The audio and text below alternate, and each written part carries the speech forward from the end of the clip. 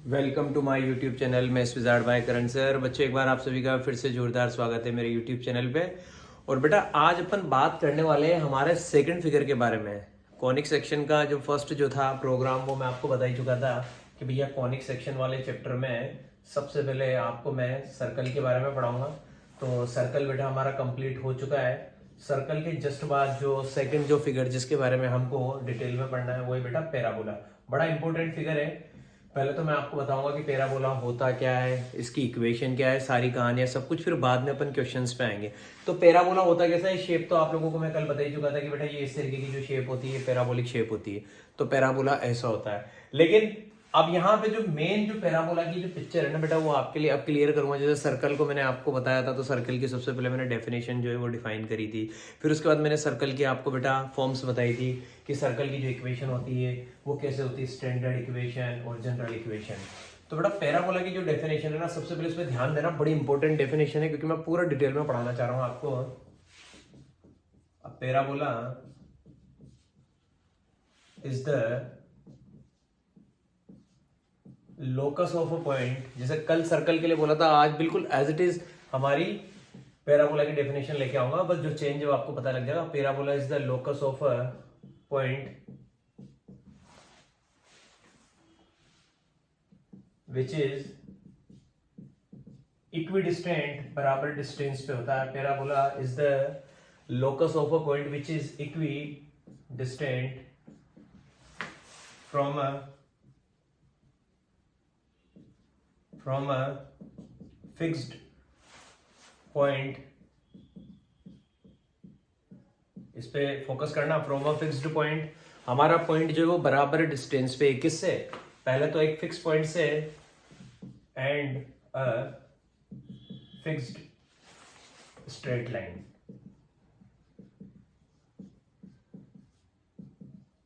Definition बड़ा कमाल की है। अब parabola is the locus of a point which is equidistant from a fixed point and a fixed straight line। Parabola एक ऐसे पॉइंट का लोकस है जो प्लेन में आपको एक फिक्स्ड स्ट्रेट लाइन दी गई है। जैसे यहाँ पे मैंने ये एक फिक्स्ड स्ट्रेट लाइन बनाई बेटा, ठीक है। तो सबसे पहले जो फिक्स्ड मैंने जो स्ट्रेट लाइन बनाई ना, इसको मैं बोलता हूँ बेटा डायरेक्ट्रिक्स। तो एक एक करके आपको आज पहली बार कई सारी नई टर्म्स सीखने को मिलेगी, लेकिन बाय हार्ट आप तैयार करिए, आपको सब कुछ याद हो जाएगा। ये जो फिक्स जो स्ट्रेट लाइन है, इसका हम क्या नाम देते हैं यहाँ पे, डायरेक्ट्रिक्स, ठीक है। तो ये एक जो फिक्स स्ट्रेट लाइन है, इससे एक पॉइंट बनाऊंगा मैं यहाँ पे। जैसे मैं ये एक पॉइंट बनाया आपके लिए, सपोज इसका नाम है पहले P1। तो इस P1 की इससे डिस्टेंस, कैसी डिस्टेंस, परपेंडिकुलर डिस्टेंस, ये रहा, ठीक है। तो यहाँ से जो मैंने परपेंडिकुलर ड्रॉ किया, सपोज वो कितना है, B1। तो P1 B1, ठीक है। ये किसके इक्वल आएगा, इस पॉइंट की एक फिक्स्ड पॉइंट से डिस्टेंस। ये मैंने एक फिक्स्ड पॉइंट लिया बेटा यहाँ पे, जिसका नाम लिया आपके भाई ने F, फोकस, ठीक है। तो ये जो फिक्स्ड पॉइंट होता है, फिक्स्ड पॉइंट का नाम मैं बोलता हूं बच्चों फोकस, और फिक्स्ड स्ट्रेट लाइन जो होती है उसका नाम मैंने दिया है डायरेक्ट्रिक्स। तो दो बातें याद रखनी है। एक तो जो फिक्स स्ट्रेट लाइन है, ये जो फिक्स स्ट्रेट लाइन है, इसको हमने क्या नाम दिया, डायरेक्ट्रिक्स। और ये जो फिक्स्ड जो पॉइंट है, इसका नाम मैंने दिया बच्चों यहाँ पे फोकस। इसका मतलब पैराबोला एक ऐसे पॉइंट का लोकस है, ठीक है। जैसे पॉइंट सपोज यहाँ पे P1 है, अभी मैं एक और पॉइंट बनाऊंगा, एक और पॉइंट बनाऊंगा। तो मैं क्या कहना चाहता हूँ, आपको मेरी बात समझ में आएगी। इस पॉइंट की इससे डिस्टेंस, और जब भी मैं डायरेक्ट्रिक्स से डिस्टेंस की बात करूंगा, परपेंडिकुलर डिस्टेंस, क्योंकि पॉइंट की अगर लाइन से डिस्टेंस के बारे में हम बात करते हैं बेटा, तो वो कौन सी डिस्टेंस होती है, परपेंडिकुलर डिस्टेंस। इसका मतलब इस पॉइंट की इस डायरेक्ट्रिक्स से परपेंडिकुलर डिस्टेंस और इस पॉइंट की इस फोकस से जो डिस्टेंस होती है वो हमेशा इक्वल होती है। I mean to say that अगर पैराबोला बन रहा है तो P1 B1 equal to P1 F, ऐसा होता है। इस पॉइंट की इससे डिस्टेंस और इस पॉइंट की इस फिक्स्ड पॉइंट से डिस्टेंस हमेशा इक्वल रहेगी, ठीक है। अब ये पॉइंट अगर कहीं और चला जाए, जब फॉर एग्जांपल ये पॉइंट यहाँ पे आ गया, मैंने बोल दिया कि ये पॉइंट यहाँ पे आ गया, P2 नाम दे दिया, P2 से परपेंडिकुलर ड्रॉ किया भाई यहाँ पे, ठीक है। इस परपेंडिकुलर का नाम दे दिया मैंने अब की बार B2। तो इस P2 की इस B2 से डिस्टेंस और इस P2 की वापस किससे, इस फोकस से डिस्टेंस वापस इक्वल आनी चाहिए। इसका मतलब P2 B2 equal to P2 F। मतलब ये पॉइंट कहीं पे भी चला जाए इस प्लेन में, ये पॉइंट पहले यहां था, फिर ये पॉइंट यहां चला गया, अब ये पॉइंट कहीं और भी चला जाए, ठीक है। अब मैं इस पॉइंट को कहीं और भेज देता हूं भाई। अब की बार मैंने बोला कि ये जो पॉइंट है ना, ये पॉइंट मेरा यहां चला गया, इस जगह चला गया, इसका नाम दे दिया मैंने P3, ठीक है। और आप चाहे तो भले आपको लग रहा है कि सर आप एक ही इसमें बना रहे हैं, तो मैं इस पॉइंट को बेटा यहाँ नजदीक भी बना सकता हूँ, कहीं पे यहाँ पे भी अगर चला जाएगा, जैसे इस तरीके से मैंने बना दिया, ठीक है। तो इस पॉइंट की इस स्ट्रेट लाइन से जो परपेंडिकुलर डिस्टेंस है P3 B3, और फिर इस पॉइंट की किससे डिस्टेंस, इस फोकस से जो डिस्टेंस है वापस सेम। तो मैं कहना चाह रहा हूं P3 B3 equal to P3 F, मतलब ये पॉइंट कहीं पे भी चला जाए, ये पॉइंट इस तरह से मूव करेगा कि इस पॉइंट की इस फिक्स्ड स्ट्रेट लाइन डायरेक्ट्रिक्स से जो डिस्टेंस है और इस पॉइंट की इस फिक्स्ड पॉइंट फोकस से जो डिस्टेंस है वो हमेशा इक्वल होनी चाहिए। ये रहा सारा का सारा प्रोग्राम। तो ऐसा होने पर अगर मैं इसके उसको पाथ को अगर मैं ट्रेस करूंगा तो मेरा पाथ बेटा इस तरीके से कुछ जैसे बनता हुआ आता है, पैराबोलिक शेप में बनता हुआ आता है, और मैं कहता हूं कि भैया मेरे को क्या मिला, पैराबोला मिला। तो ये कहानी होती है। तो ये तो एक समझने के लिए मैंने आपको बात बताई कि ये जो ओरिजिनल जो कहानी वो यहां से जनरेट हुई है, और हमारा जो पैराबोला होता है बेटा वो आप समझ ही गए होंगे कि इस तरह की शेप का होता है। तो मैं आपको ये बताना चाहता हूँ कि ऐसी मेरी शेप रहेगी। तो P1 पॉइंट सपोज यहाँ पे है और डायरेक्ट्रिक्स बेटा यहाँ पे, तो P1 से जो परपेंडिकुलर ड्रू किया ये, और यहाँ पे कहीं पे अगर आपकी फोकस है तो इसकी इससे डिस्टेंस, फिर ये पॉइंट अगर यहाँ आ जाए तो इस पॉइंट की इससे परपेंडिकुलर और इस पॉइंट की इससे डिस्टेंस वापस, और फिर अगर ये पॉइंट यहाँ आ जाए तो इससे इस पे परपेंडिकुलर किया ये और इसकी इससे डिस्टेंस। ये कहानी हमेशा मेरे दोस्तों क्या होती है, इक्वल होती है। P1 B1 की P1F से, P2 B2 की P2F से, और P3 B3 की P3F से। ये कहानी मैं कहना चाह रहा हूँ। तो ये मैंने आपको पूरा एकदम बिल्कुल एक्यूरेट फिगर बना के दिखाया।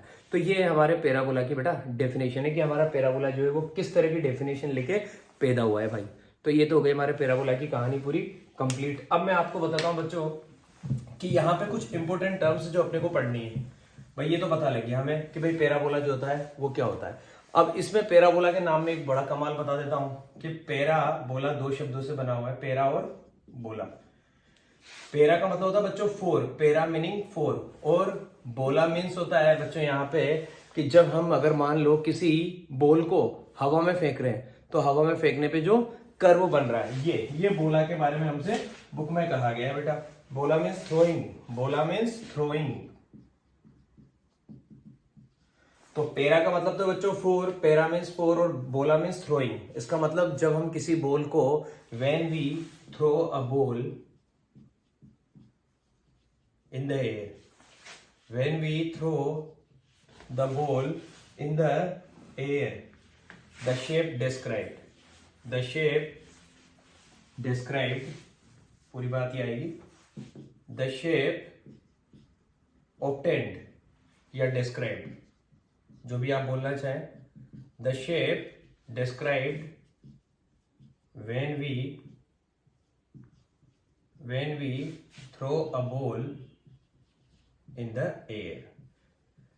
जब भी हम किसी बॉल को, जैसे फॉर एग्जांपल बेटा मेरी बात सुनिएगा, सबसे बेस्ट एग्जांपल बताता हूं आपको। जब हम बास्केटबॉल खेलते हैं तो अपन क्या करते हैं, ऐसे करके हमारी बॉल को यूं फेंकते हैं। तो ऐसा होने पे आपने देखा होगा कि वो जो बॉल का जो उस कंडीशन में अगर मैं कर्व बनता तो वो इस तरीके से बनता हुआ आता है। जैसे मैंने बॉल को यूं फेंका तो बॉल यूं जाएगी, एक मैक्सिमम हाइट पे जाएगी और फिर वापस नीचे आना स्टार्ट होगी। तो इस तरीके का जो ये जो शेप बनता है ना, इस शेप का नाम हमने बोला पैराबोला। और कहां से जन्म लिया, यहाँ से। पैरा का मतलब होता है फोर और बोला का मतलब होता है मेरे भाइयों थ्रोइंग। मतलब when we throw a ball in the air then the shape described. तो ऐसी कंडीशन में जो शेप मुझे मिलती है उस शेप का नाम होता है बच्चों पैराबोला। तो ये पैराबोला की कहानी चल रही है भाई। अब देखना, अब मैं आपसे बहुत ही गजब की बात पैराबोला पर डायरेक्ट बात करने वाला हूं बेटा। देखिएगा, सबसे पहले तो ये मैंने क्या किया मेरे भाइयों, ये सबसे पहले तो मैं आपको वही बात बताता हूं जो हमारे पैराबोला पे चल रही, फिर स्टैंडर्ड फॉर्म पे बाद में आता हूं बेटा। ये मैंने डायरेक्ट्रिक्स बनाई, क्योंकि अभी मैंने आपसे कहा था कि जो फिक्स्ड स्ट्रेट लाइन होती है इसको मैं क्या नाम बोलता हूं बच्चों, डायरेक्ट्रिक्स। ठीक है, ये मैंने डायरेक्ट्रिक्स बना दी और ये मेरे दोस्तों मैंने पैराबोला बना दिया। तो अब मैं आपसे क्या कह रहा हूं कि इस पैराबोला पे बच्चों कहीं पे भी कोई भी पॉइंट है, फॉर एग्जाम्पल ये मैंने यहाँ पे एक पॉइंट ले लिया, ठीक है, P। तो मैं आपसे क्या कहता हूं बेटा, इस पॉइंट P की इससे परपेंडिकुलर डिस्टेंस और इस पॉइंट P की एक फिक्स्ड पॉइंट जो मैंने यहाँ पे ले रखा है जिसका नाम दे दिया मैंने F, और इसका नाम क्या होता है बच्चों, फोकस।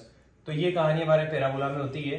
इस पॉइंट का मैंने नाम दे दिया यहाँ पे M, तो मैं आपसे क्या बोलता हूँ, PM इक्वल टू PF, ऐसा मेरे पैराबोला में होता है। तो अब देखना दोस्तों, सबसे पहले मैं आपको कुछ इंपॉर्टेंट टर्म्स बता रहा हूँ कि इस स्ट्रेट लाइन को तो मैं क्या बोलूंगा बेटा, डायरेक्ट्रिक्स, और इस फिक्स्ड पॉइंट को मैं क्या बोलूंगा, फोकस। फिर उसके बाद जो काम की चीज जो है वो ये है, ऐसे स्ट्रेट लाइन जो फोकस से गुजरती है, ऐसी स्ट्रेट लाइन जो फोकस से गुजरती है, ये स्ट्रेट लाइन जा रही है बेटा फोकस से, तो इस स्ट्रेट लाइन को मैं क्या नाम देता हूं, axis. The straight line which passes through the focus, that is called axis. तो एक्सिस की डेफिनेशन क्या है, द स्ट्रेट लाइन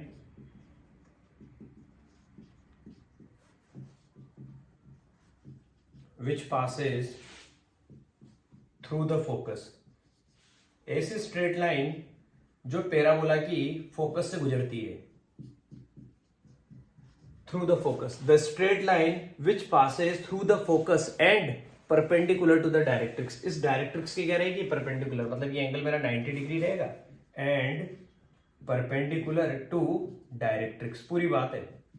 तो ऐसी स्ट्रेट लाइन जो पैराबोला की फोकस से गुजरती है और डायरेक्ट्रिक्स के परपेंडिकुलर होती है मेरा भाई, तो इस स्ट्रेट लाइन को मैं क्या नाम देता हूं बच्चों, इस स्ट्रेट लाइन को मैं नाम देता हूं एक्सिस ऑफ पैराबोला, कि भैया ये पैराबोला की एक्सिस है।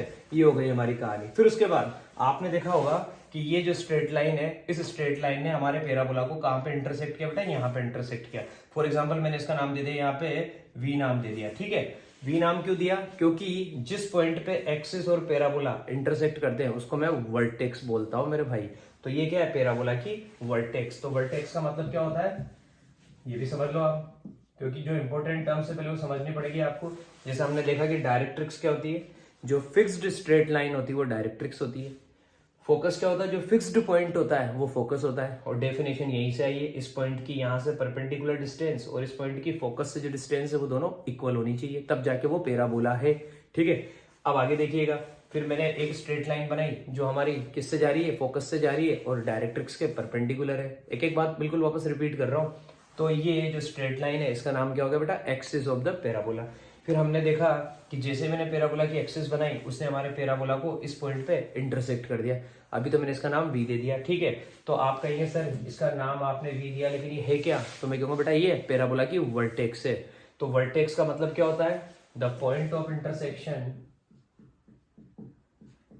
The point of intersection of axis and parabola,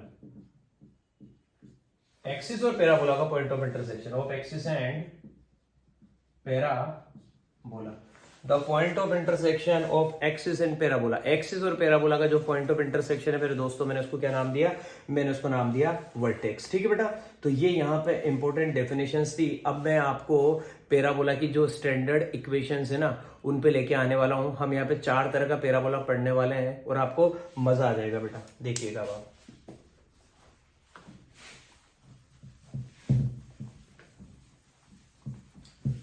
उससे पहले एक बात याद आ गई बेटा, तो वो मैं आपको पहले बता देता हूं। मैं सोच रहा था उसको बाद में बताऊंगा, लेकिन वो मैं अभी बता देता हूं स्टार्टिंग में ही, आपको मजा आ जाएगा वो बात सुन के भी। बेटा अभी हमने देखा था कि यहाँ पे ये हमने पैराबोला बनाया था और ये मैंने डायरेक्ट्रिक्स बनाई थी मेरे दोस्तों। बार बार देखो मैं आपके लिए फिगर बना बना के इसलिए दिखा रहा हूँ ताकि आपके भेजे में पूरा कंप्लीटली सेट रहना चाहिए। ये पॉइंट था मेरा पी से मैंने परपेंडिकुलर डिस्टेंस परपेंडिकुलर ड्रॉ किया जिसका नाम देता मैंने PM, और यहाँ पे मेरा ये फोकस है जिसका नाम देता हूँ मैं हमेशा F, और मैंने इसको इससे मिला दिया। तो हम क्या बोलते हैं कि पैराबोला कब बनेगा, जब इस पॉइंट की इससे डिस्टेंस और इससे डिस्टेंस क्या हो, इक्वल। तो पहली बात तो हमें क्या पता लग गया कि भैया PM बराबर क्या है, PF बराबर PM है। पॉइंट की फोकस से डिस्टेंस PF किसके इक्वल है, PM के इक्वल है। तो मेरे भाइयों अगर मैं PF के अपोन में PM लेके आ जाऊं ना, अगर मैं इनका रेशियो निकाल दूं, तो अगर मैं यहाँ पे ये बात करूं कि भैया PF के अपोन में मैं किसको लेके आ गया, PM को, तो आंसर क्या आएगा बेटा, 1 आएगा। और ये आपके भाई ने क्यों निकाला, क्योंकि ऐसा होता है एक नई चीज जन्म लेने वाली जिसका नाम है इसेंट्रिसिटी। इसेंट्रिसिटी ये मैं बताना चाह रहा था, इसेंट्रिसिटी। अब आप कहेंगे सर ये इसेंट्रिसिटी क्या होता है, इसेंट्रिसिटी रेशो होता है किसका, इस पॉइंट की फोकस से डिस्टेंस, पहले फोकस से डिस्टेंस, इसलिए पहले ये बात करनी, इस पॉइंट की फोकस से डिस्टेंस और इस पॉइंट की डायरेक्ट्रिक्स से परपेंडिकुलर डिस्टेंस का ratio. The ratio of tent, eccentricity क्या है, रेशियो है ratio of PF and PM, short में लिख दिया तो आप लोग समझ गए होंगे कि पीएफ एंड पीएम का मतलब क्या है, इस पॉइंट की फोकस से डिस्टेंस और इस पॉइंट की डायरेक्ट्रिक्स से परपेंडिकुलर डिस्टेंस, इन दोनों का ratio, that is called eccentricity. तो इसेंट्रिसिटी का मतलब मेरे भाइयों ये होता है, ठीक है। और पैराबोला के केस में इसेंट्रिसिटी को मैं ई से रिप्रेजेंट करता हूँ, स्मॉल ई से। पैराबोला के केस में मैंने देखा कि जो इसेंट्रिसिटी है ना, मतलब जो रेशियो है वो कितना आ रहा है बच्चों, 1 आ रहा है। तो अगर ई इक्वल टू 1 होता है, अगर ई इक्वल टू क्या होता है 1, तो हमारा क्या बनेगा बच्चों, पैराबोला। अभी सारी कहानी आपको सिखाने वाला हूं। लेकिन अगर ई की वैल्यू क्या है मेरे भाइयों, 0, जो हम कल ऑलरेडी पढ़ चुके हैं, तो वहां पर हमने ये बात नहीं सीखी थी। लेकिन होता ये है कि अगर इसेंट्रिसिटी जो है वो क्या है बेटा, 0 है, तो इसका मतलब क्या बनेगा, इसका मतलब जो हमारे को शेप मिलेगी वो सर्कल मिलेगी। ई से काफी सारी चीजें हम फाइंड आउट कर सकते हैं। ई की वैल्यू 0, इसेंट्रिसिटी 0, मतलब जो शेप है वो सर्कल है। ई की वैल्यू 1, मतलब जो शेप है वो पैराबोला है। और ई की वैल्यू अगर लेस देन 1 है, ई की वैल्यू अगर लेस देन 1 है, तो जो शेप है मेरे भाइयों वो है हमारे पास यहाँ पे एलिप्स। और मेरे मित्रों अगर ई की वैल्यू क्या है, ग्रेटर देन 1, अगर ई की वैल्यू ग्रेटर देन 1 है, तो जो शेप मिलेगी ना वो मिलेगी आपके भाई को हाइपरबोला। उम्मीद करता हूं सबको ई वाली बात भी भेजे में फीड हो गई होगी। ई की वैल्यू 0 सर्कल, ई की वैल्यू 1 पैराबोला, ई अगर ग्रेटर देन 1 है तो हाइपरबोला, ई अगर लेस देन 1 है तो एलिप्स। अब आप देखना पैराबोला की 4 मैं आपके सामने स्टैंडर्ड फॉर्म लेके आने वाला हूं, और चारों फॉर्म आपको बड़ी पसंद आने वाली है। बस हमारे सिलेबस में ये 4 स्टैंडर्ड फॉर्म है, और होती भी 4 ही है बेटा, इसके अलावा कुछ होता भी नहीं है। 1 बाय 1 मैं आपको समझाऊंगा। स्टैंडर्ड इक्वेशन, अब स्टैंडर्ड इक्वेशन क्यों बोला, उसका एक लॉजिक है, क्योंकि अभी हमने देखा था सर्कल में हमने स्टैंडर्ड और जनरल अलग बात करी थी। तो स्टैंडर्ड में कोई तो खासियत होती है ना। तो बेटा स्टैंडर्ड इक्वेशन का मतलब क्या है कि हम जिस पैराबोला के बारे में बात कर रहे हैं, देखना 4 तरह का पैराबोला पढ़ाऊंगा। पहले तो मैं आपको 1 बाय 1 बता देता हूँ। Y square equal to 4ax। सबसे पहले तो मैं इस पैराबोला के बारे में बात करूंगा कि पैराबोला की स्टैंडर्ड इक्वेशन एक तो ये होती है, एक होती है मेरे भाइयों Y square equal to, minus आ जाएगा यहाँ पे माइनस का 4ax, एक आएगा आपके पास third X square equal to 4ay, बस जस्ट उल्टा हो जाएगा, x की जगह y, y की जगह x, और फोर्थ आ जाएगा, समझ गए होंगे, x square equal to minus का 4ay। ये पैराबोला की 4 स्टैंडर्ड इक्वेशन है, इनके बारे में आपका भाई आपको बताने वाला है। तो सबसे पहले तो बेटा हम क्या करेंगे, इसके बारे में पढ़ना स्टार्ट करेंगे, फिर उसके बारे में, फिर उसके बारे में। अब स्टैंडर्ड का मतलब होता है कि इन सब में क्या चीज कॉमन है। बेटा अभी हमने देखा था कि अगर हम बात करें कि हमारी अभी मैंने जो प्रीवियस जो फिगर बनाया था उसमें अगर सभी बच्चों ने ध्यान दिया हो, तो मैंने ये डायरेक्ट्रिक्स बना रखी थी, फिर उसके बाद मैंने ये ऐसे करके पैराबोला बनाया था, फिर मैंने ये ऐसे करके मेरे भाइयों हमारी एक्सिस बनाई थी जो फोकस से जा रही थी, और यहाँ पे मैंने वर्टेक्स बनाई थी इस जगह। ये स्टैंडर्ड फॉर्म नहीं है। स्टैंडर्ड फॉर्म वो होती है जब ये जो वर्टेक्स है ना ये कहाँ पे हो, ओरिजिन पे है, और हमें यहाँ पे ये जो एक्सिस है ना, या तो ये हमारी पैराबोला की जो एक्सिस है, या तो हमें ये एक्स एक्सिस लेनी पड़ेगी या फिर हमें ये वाई एक्सिस लेनी पड़ेगी। तो इन दोनों केस में तो हमारे पैराबोला की जो एक्सिस रहेगी वो रहेगी एक्स एक्सिस, और इन दोनों केस में हमारे पैराबोला की जो एक्सिस रहेगी वो रहेगी मेरे भाइयों वाई एक्सिस। ये है कहानी में ट्विस्ट, मतलब ये वर्टेक्स को हम हर कहीं नहीं ले सकते। स्टैंडर्ड इक्वेशन का मतलब है पैराबोला की जो वर्टेक्स है वो ओरिजिन पे लाई कर रही है, और पैराबोला की जो एक्सिस है ना वो या तो एक्स एक्सिस होनी चाहिए या वाई एक्सिस होनी चाहिए, और जो डायरेक्ट्रिक्स है वो परपेंडिकुलर है। इसका मतलब जो डायरेक्ट्रिक्स है वो क्या होनी चाहिए, वाई एक्सिस। अगर पैराबोला की एक्सिस एक्स एक्सिस है तो डायरेक्ट्रिक्स जो है वो क्या होनी चाहिए बेटा, वाई एक्सिस या फिर वाई एक्सिस के पैरेलल। तो देखना आप किस तरह से मैं कहानी करूंगा। सबसे पहले मैं अब आपके लिए पहली फॉर्म को ड्रॉ करने वाला हूं, बहुत सिंपल है। तो आपको ये भी सिखाऊंगा कि ऐसा ही क्यों हुआ। तो देखिएगा सबसे पहले फर्स्ट वाली जो हमारी इक्वेशन है इसके बारे में बात कर रहे हैं बच्चों। तो ये तो मैंने बनाया दोस्तों मेरा कार्टेशियन प्लेन, ये तो बन गई मेरी एक्स एक्सिस, ठीक है, और ये बन गई मेरी वाई एक्सिस। अब मैं क्या बोल रहा हूँ, मैं इस केस के बारे में बात कर रहा हूँ। तो जब वाई का स्क्वायर हो रहा है ना, जब किसका स्क्वायर हो रहा है, वाई का, तो आपका जो पैराबोला है ना, आपका जो पैराबोला बनेगा वो एक्स के रेस्पेक्ट में सिमेट्रिक बनेगा, इस तरह से मुंह खुलता हुआ इस तरह से। और ये सिमेट्रिक होता है, जितना ऊपर होता है उतना ही नीचे होता है, फर्स्ट क्वाड्रेंट और फोर्थ क्वाड्रेंट में, ऐसा बनेगा ये आपका प्रोग्राम।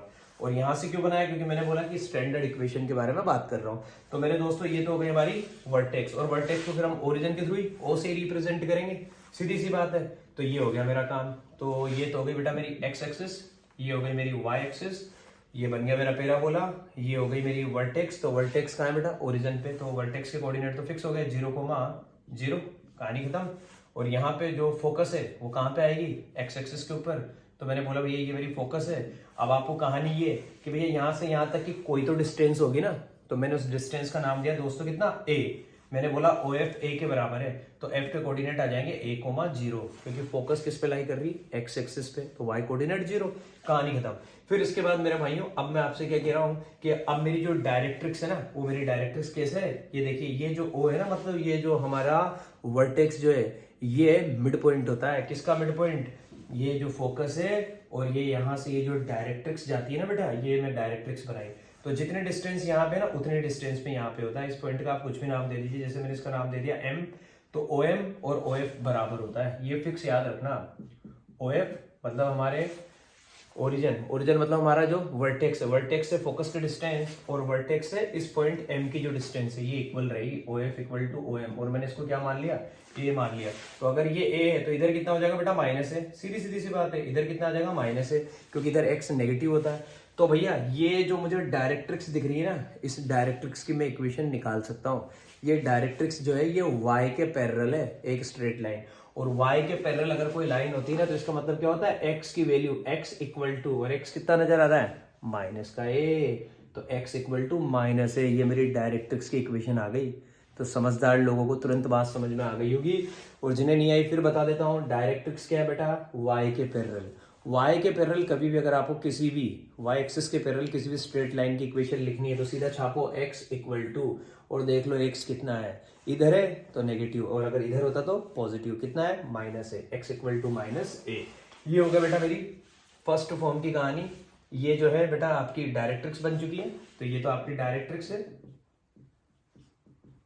कुछ भी नाम दे सकते हैं आप चाहें तो। यहाँ पे लिख दीजिए P, यहाँ पे लिख दीजिए Q। जैसे मैं बोलूँ कि भैया मेरी डायरेक्ट्रिक्स का नाम क्या है? PQ, और मेरी फोकस का नाम क्या है? F, उसके कोऑर्डिनेट है a,0। मेरी वर्टेक्स जो है ओरिजिन पे, उसके कोऑर्डिनेट है 0,0। तो ये y² इक्वल टू 4x का कंप्लीट फिगर बेटा आपके सामने बन चुका है।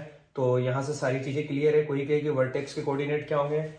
आप बोलेंगे ओरिजिन पे है, वर्टेक्स के कोऑर्डिनेट 0,0। कोई बोलेगा फोकस के कोऑर्डिनेट, आप कहेंगे a,0। कोई कहेगा डायरेक्ट्रिक्स की इक्वेशन, आप कहेंगे x equal to minus a। और अब एक चीज आपसे और मजेदार पूछी जाती है, वो है बेटा लेटस रेक्टम। आप कहेंगे सर ये लेटस रेक्टम क्या भला है? सारी बातें सिखाऊंगा, एक ही फिगर के अंदर सारी चीजें सिखा दूंगा, ताकि चारों का काम एक ही बार में खत्म। बस फिगर ड्रॉ करेंगे उनका, और कतई कोई दिक्कत नहीं आएगी। एक फिगर अगर आपने समझ लिया ना, आपको तीनों बचे हुए जो है वो ऐसे हलवा लगेगा कि आप भी कहेंगे लेटस रेक्टम।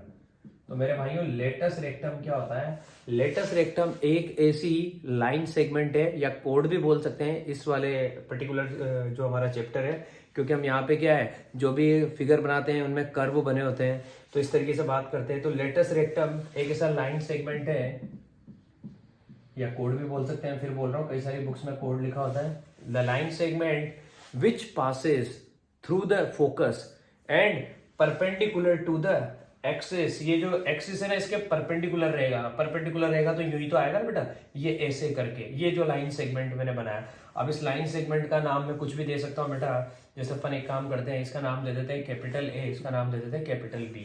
ये AB जो है ना बेटा, ये AB जो लाइन सेगमेंट बना, ये फोकस से निकला है। तो इस AB को मैं क्या बोलता हूँ? Latus rectum. Line segment which passes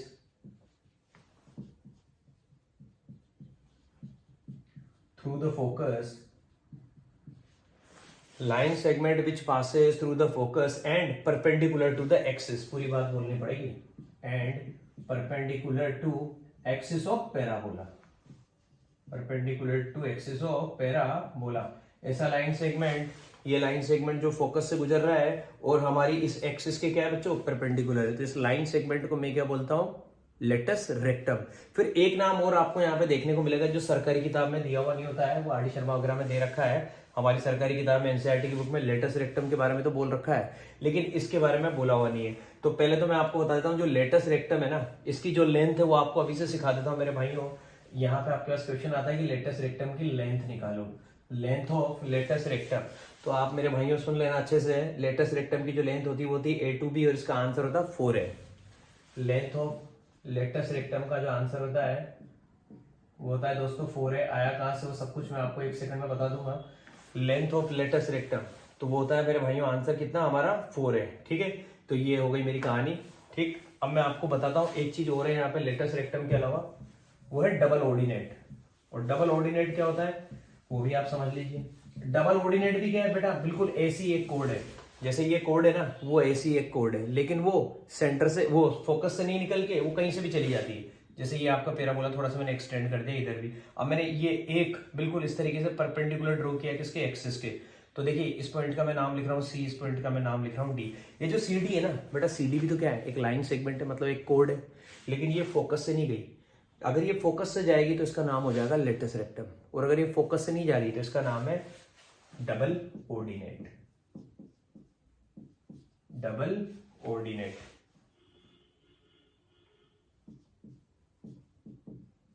तो फिर मैं इसको बोलता हूं मेरे भाइयों डबल ऑर्डिनेट। ये हुई मेरी कहानी मेरे मित्रों। तो ये तो रहा बच्चों इस तरीके से मेरा प्रोग्राम। इसके बाद अब आप देखिएगा, यहां से अपन बात कर रहे थे, ये देखिएगा, तो ये देखिए बेटा, यहां से मैंने ये एक परपेंडिकुलर ड्रॉ किया।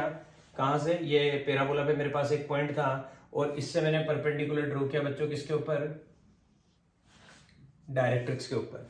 तो मैं आपसे क्या बोला करता था, अब ये जो परपेंडिकुलर ड्रॉ कर रहा हूँ इसका नाम दे देता हूं मैं आपको बताना चाह रहा हूं कि जो लेटस रेक्टम है उसकी लेंथ को मैंने अभी बोला था 4 है।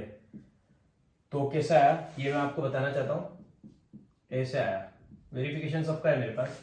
ये पैराबोला पे एक पॉइंट है ए, इस पॉइंट ए से मैंने हमारी डायरेक्ट्रिक्स पे परपेंडिकुलर ड्रॉ किया, वो है एल, और इस पॉइंट ए को मैंने ज्वाइन कर रखा है एफ से। तो मैं जानता हूं एल और ए एफ दोनों बराबर होते हैं। मेरे को अच्छे से पता है कि ये जो एल है, एल किसके इक्वल आएगा बेटा, एल इक्वल आएगा एफ के, by the definition of parabola. क्योंकि आपको यही तो सिखाया कि अगर कोई पॉइंट है तो उसकी इससे डिस्टेंस और इस पॉइंट की इससे डिस्टेंस बराबर होती है, एल एफ के बराबर आएगा। मुझे एल की पूरी इंफॉर्मेशन पता है। एल क्या बेटा, यहां से लेके यहां तक एल किसके बराबर है, एल बराबर बच्चों एफ एम के। कितना, ये ए है और ये भी ए है, क्योंकि ये एक रेक्टेंगल बन चुका है। तो ये वाली जो साइड है ये इस वाली साइड के बराबर आएगी। तो मुझे अभी से पता लग गया कि जो एल है ये एल ए एफ के इक्वल है, और एल प्रैक्टिकली में किसके इक्वल है, एफ एम के इक्वल है। एल जो है वो एफ एम के इक्वल है, और एफ एम कितना है बेटा, इधर भी ए इधर भी ए, मतलब 2a। एफ एम अगर 2a है तो एल की वैल्यू कितनी आ जाएगी, 2a। अगर एल 2a है तो फिर एफ कितना आ जाएगा, 2a। तो ये वाली जो डिस्टेंस आ गई ये कितनी आ गई बेटा मेरे पास, 2a। एफ कितना आ गया, 2a। और आप बहुत अच्छे से जानते हैं, अभी मैंने आपको सिखाया था कि हमारा पैराबोला जो है ऊपर और नीचे सिमेट्रिक होता है। जितना ऊपर जाएगा उतना ही नीचे आएगा। तो जितना एफ आएगा उतना ही क्या आएगा मेरे भाइयों, बीएफ। तो एफ अगर 2a आ चुका है तो बीएफ भी कितना आएगा, 2a। और अगर ऐसा हो गया तो आप ए भी निकाल सकते हैं, ये भी 2a और ये भी 2a। दोनों को प्लस करेंगे तो दोनों को प्लस करने पे जो आपका लेटस रेक्टम है उसकी लेंथ आपको मिल जाएगी। लेटस रेक्टम को आपने क्या बोल रखा है, A B, 2a + 2a, answer is 4a। तो मैंने आपसे कहा था ना प्रूव तो मैं सब कर दूंगा, बस आप मेरी बात को समझते रहिए मेरे साथ साथ, क्योंकि ये फिगर एकदम नया है, पहली बार जिंदगी में आया है। सर्कल के बारे में तो देखो हम काफी सारी चीजें 9-10 से पढ़ते आ रहे हैं, तो सर्कल को तो हमको क्या है थोड़ा फेमिलियर था, लेकिन इस फिगर को अगर आपने मेरे साथ साथ अच्छे से समझा है ना, कभी भूल नहीं पाएंगे। और अगर कभी भूल भी जाए ना तो एक बार वीडियो वापस फिर रिपीट करना, मजा आ जाएगा आपको।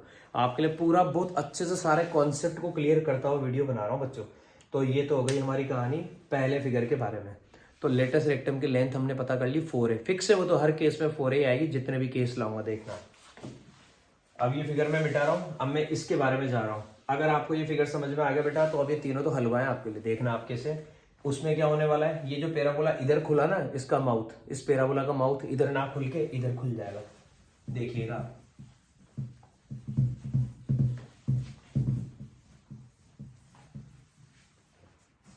तो देखिए मेरे भाइयों, अब की बार ये बनाया मैंने मेरी y एक्सिस, ये बनाई मैंने दोस्तों मेरी x एक्सिस, ठीक है। ये तो हो गई मेरी x एक्सिस, ये हो गई मेरी y एक्सिस। देखिए पिछली बार था y² = 4x, अगर y² = माइनस आ रहा है -4x, तो पता है क्या होने वाला है, वो जो पैराबोला u जो ओपन हो रहा था ना, वो u नहीं होके ऐसे ओपन होगा, ऐसे, बस इतनी सी कहानी। वर्टेक्स तो यहीं पे आनी है ओरिजिन पे, ये तो फिक्स है स्टैंडर्ड फॉर्म में। वर्टेक्स को o से रिप्रेजेंट करें, वर्टेक्स के कोऑर्डिनेट 0,0, फोकस हमेशा इसके अंदर होती है। हमने बोला ये हमारा पॉइंट है f, फोकस के कोऑर्डिनेट फिक्स है, o से f की डिस्टेंस को मैं a बोलता हूँ, तो ये कोऑर्डिनेट आ जाएंगे a, 0। ये वाले डिस्टेंस को मैं हमेशा क्या बोल रहा हूँ, a बोल रहा हूँ। जितना इधर होगा उतना ही डिस्टेंस में यहाँ पे कहीं पे एक पॉइंट होगा और यहाँ से हमारी डायरेक्ट्रिक्स निकलने वाली है। तो इस पॉइंट से हमारी डायरेक्ट्रिक्स ये निकली बेटा, ये निकली हमारी डायरेक्ट्रिक्स, क्योंकि इधर अगर पैराबोला है तो डायरेक्ट्रिक्स उसके अपोजिट साइड में होती है। जितना a है इधर भी a आएगा, लेकिन ये आपका क्या हो जाएगा आपकी बार आप देखिए यहाँ पे कमाल ये होने वाला है कि ये a जो है ना ये इस तरफ है, तो ये क्या आएगा बेटा, नेगेटिव। इसलिए मैंने जानबूझ के आपको अटेंशन पे करवाया कि ये a नहीं आके हम क्या लिखेंगे, -a,0, क्योंकि अब की बार हमारी जो फोकस है ना वो नेगेटिव एक्स एक्सिस पे है, क्योंकि ओरिजिन तो यही रहेगा ना, ओरिजिन के इधर जा रहा है। तो ये जो डिस्टेंस है ये a तो है, डिस्टेंस तो पॉजिटिव होती है, लेकिन इधर इसको क्या लेते हैं अपन, नेगेटिव। तो फोकस के कोऑर्डिनेट -a,0 और ये वाली डिस्टेंस भी a होती है। तो फर्क क्या पड़ेगा, अब की बार ये जो हमारी डायरेक्ट्रिक्स है ये वापस किसके पैरेलल है, वापस y के पैरेलल होता है। तो इक्वेशन क्या होती है, x = लेकिन अब की बार ये वैल्यू क्या आएगी, पॉजिटिव, क्योंकि अब की बार ये इधर है, पहले उधर था तो माइनस आ रहा। तो x = a, ये मेरी डायरेक्ट्रिक्स की इक्वेशन हो गई। तो सिर्फ क्या चेंज हुआ, डायरेक्ट्रिक्स की इक्वेशन, वहां माइनस आ रहा था यहाँ प्लस आ गया। यहाँ क्या चेंज हुआ, फोकस का कोऑर्डिनेट, क्या वहां पे a,0 था, यहाँ पे -a,0 आ गया। ठीक है भाई, ये भी कहानी खत्म। वर्टेक्स फिक्स है भैया, ओरिजिन पे रहेगी 0,0। इसके बाद लेटस रेक्टम फिक्स है कहानी भैया। लेटस रेक्टम क्या होगा, यहाँ से ये जो जाने वाली जो लाइन सेगमेंट या ये जो कोड, इसको आप लेटस रेक्टम बोलते हैं। अब बेटा सीधी सी बात है, लेटस रेक्टम एक लेंथ है, लेंथ आपकी नेगेटिव होने का सवाल ही नहीं है। तो वापस लेटस रेक्टम की लेंथ कितनी आ जाएगी, 4 है। लेटस रेक्टम की लेंथ को अगर मैं L बोलूँ तो L = 4 है, कैपिटल L से अगर मैं बोलूँ तो लेटस रेक्टम की लेंथ आ गई 4 है। और जो फिगर बनेगा वो ऐसा बनेगा। और अब की बार ये, जैसे पिछली बार फर्स्ट और फोर्थ क्वाड्रेंट में सिमेट्रिक था, अब की बार बेटा ये सेकंड और थर्ड क्वाड्रेंट में सिमेट्रिक होता है भाई। ये हो गई हमारी कहानी। और हमेशा याद रखना, जब जब भी y का स्क्वायर आएगा, जिसका स्क्वायर आ रहा है उसके अपोजिट वाली एक्सिस के रेस्पेक्ट में हमारा पैराबोला सिमेट्रिक। y का स्क्वायर आ रहा है तो पैराबोला x के रेस्पेक्ट में सिमेट्रिक होगा। तो या तो उधर होगा या फिर इधर होगा, प्लस होगा तो उधर होगा, माइनस होगा तो इधर होगा। ये लो यार, खत्म फिगर। अब नंबर आया बचे हुए 2 का।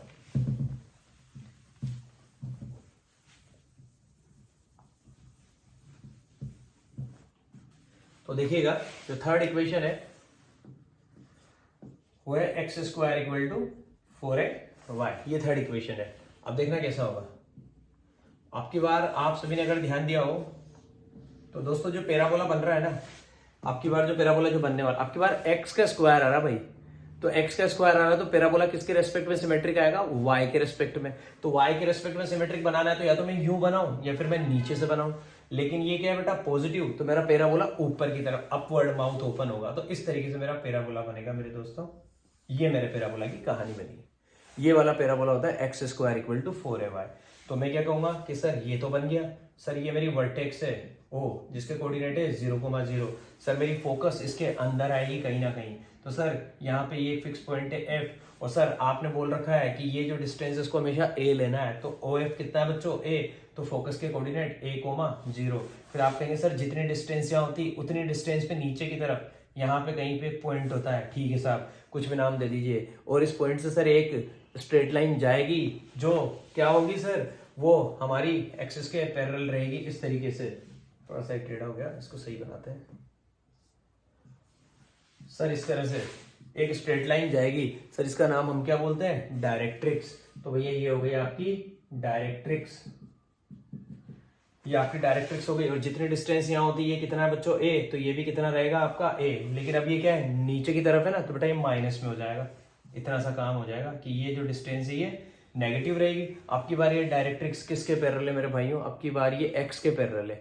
x के पैरेलल होती है तो इक्वेशन क्या आएगी, y = तो इस डायरेक्ट्रिक्स की इक्वेशन क्या आएगी, y = और y = में क्या लिखेंगे मेरे भाई, y = में लिखेंगे क्या, -a। y = -a, क्योंकि नीचे की तरफ है भैया प्रोग्राम। और नीचे क्या आएगा, नीचे हमारा y नेगेटिव होता है। तो y = -a, ये हमारी डायरेक्ट्रिक्स की इक्वेशन आ चुकी है। और लेटस रेक्टम की लेंथ बेटा वापस वही आएगी, सेम 4 है। लेकिन लेटस रेक्टम कैसा बनेगा, ऐसा बनेगा अगर बनाएंगे तो। जैसे यहाँ a लिखा और यहाँ b लिखा, तो लेटस रेक्टम ऐसा बनेगा। ये बेटा इसकी भी कहानी खत्म। मैंने कहा था ना, पहला वाला पैराबोला समझ में आएगा तो उसके बाद सब कुछ बहुत आसानी से समझ में आएगा। ये बेटा तीसरी वाली जो इक्वेशन थी उसका शेप था, ये भी खत्म हो गया। अब फोर्थ पे चलते हैं। अब फोर्थ पे चलते हैं दोस्तों। तो फोर्थ पे जैसे ही हम चले तो फोर्थ वाली क्या बच्चों, x square equal to -4ay,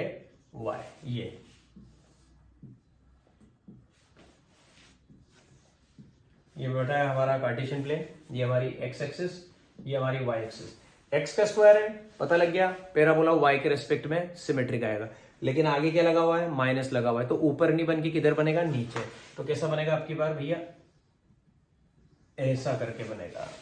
ये बन गया भाई, इस तरीके से बनेगा। ये आ गई हमारी वर्टेक्स ओ, कोऑर्डिनेट 0,0।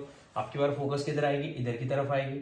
फोकस को मैं एफ से रिप्रेजेंट करता हूँ हमेशा, ये लिखा मैंने एफ, और ये वाले डिस्टेंस को मैं ए बोलता हूँ। ओ एफ को अगर मैं ए बोलता हूँ तो यहाँ फोकस के कोऑर्डिनेट a,0। लेकिन ये किधर है बेटा, नीचे की तरफ है, तो ए की जगह क्या आ जाएगा, ए की जगह आ जाएगा बच्चों यहाँ पे। बेटा यार एक थोड़ी सी गड़बड़ हो गई यार, इससे पहले जो फोकस के कोऑर्डिनेट है ना, सुनो सुनो सुनो सुनो, नहीं तो फ्लो में गड़बड़ हो जाती। ऐसा बना था पिछला वाला पैराबोला, तो ये जो फोकस थी ना ये वाई पे थी यार, थोड़ी सी गड़बड़ हो जाती। फोकस कहाँ पे थी, वाई पे, तो फोकस के कोऑर्डिनेट क्या आएंगे 0,a, क्योंकि पहले x को बोलना है फिर y को बोलना है, फ्लो में थोड़ा सा गलत निकल गया एकदम से। तो फोकस के कोऑर्डिनेट उस कंडीशन में आएंगे 0,a, और इस कंडीशन में अपने जो आएंगे वो अब आप देखिए, वो अपन ने हाथों हाथ बात सुधार ली मेरे भाई, बढ़िया रहा, वो याद आ गया। नहीं तो मेरे दोस्तों एडिटिंग करनी पड़ जाती आपके भाई को। हालांकि मेरा फ्लो बड़ा खतरनाक रहता है, एडिटिंग की मुझे ज़रूरत पड़ती नहीं है, बट अगर बात गलत हो जाती तो फिर दिक्कत आ जाती। तो अब देखिएगा, वापस बना देते हैं एक बार, बस इतना सा ध्यान रखना है और कुछ भी नहीं। भाई कैसा बनेगा, ऐसा करके बनेगा। पहली बात तो ये इस तरह से बनेगा, ये एक्स एक्सिस, ये मेरी वाई एक्सिस, ठीक है। ये मेरा ओरिजिन जिसके कोऑर्डिनेट 0,0, और वो सच में क्या हमारे पैराबोला की वर्टेक्स है। और फोकस क्या आएगी बेटा, इधर नीचे की तरफ आएगी। मैं बोल रहा हूँ ये वाली जो डिस्टेंस है ये आपकी हमेशा क्या होती है बच्चों, ये डिस्टेंस आपकी हमेशा ए मान के काम करते हैं, क्योंकि कुछ तो हो गया, हम उसको ए मानते हैं। तो ओ एफ जो है ए, तो ये ए है, और मेरी फोकस कहाँ पे बेटा, वाई एक्सिस पे। तो वाई पे एक्स कोऑर्डिनेट क्या होता है 0, 0, लेकिन यहाँ पे ए क्या आएगा नेगेटिव, तो 0,- है। ऊपर थी तो 0,a, और इधर है तो 0,- है। ठीक है सर, ये हो गया मेरा काम, वर्टेक्स का काम हो गया, फोकस का काम हो गया। अब किसका नंबर भाई, डायरेक्ट्रिक्स का। डायरेक्ट्रिक्स कैसे बनेगी, इधर से बनेगी ऐसे करके, किसके पैरेलल, हमारे एक्स के पैरेलल, मतलब हमारी एक्सिस के पैरेलल। ये बन गई हमारी डायरेक्ट्रिक्स। अब अगर ये हमारी डायरेक्ट्रिक्स है तो आप जानते हैं बेटा कि डायरेक्ट्रिक्स के लिए मैं इक्वेशन कैसे निकालता हूँ, चेक करता हूँ किसके पैरेलल है, एक्स के पैरेलल है तो वाई की वैल्यू।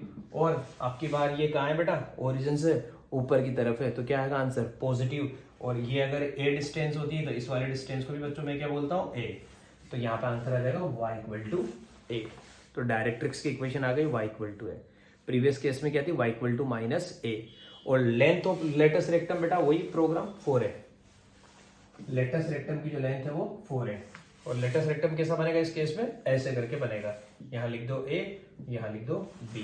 बेटा उम्मीद करता हूँ कि सारे के सारे जो फॉर्म है, 4 स्टैंडर्ड इक्वेशन है, 1 2 3 4, चारों का आपको फिगर और चारों की पूरी इन्फॉर्मेशन अच्छे से समझ में आ गई होगी। अब आपको कोई सा भी क्वेश्चन अगर मैं दूं ना तो आपके लिए चुटकियों में हो जाएगा काम, कैसा भी क्वेश्चन हो। तो पहले तो आप देखिए कि ये सारी बातें समझ में आ चुकी है। अब उसके बाद एक चीज और जो आपका भाई आपके लिए करने वाला है, बहुत शानदार चीज,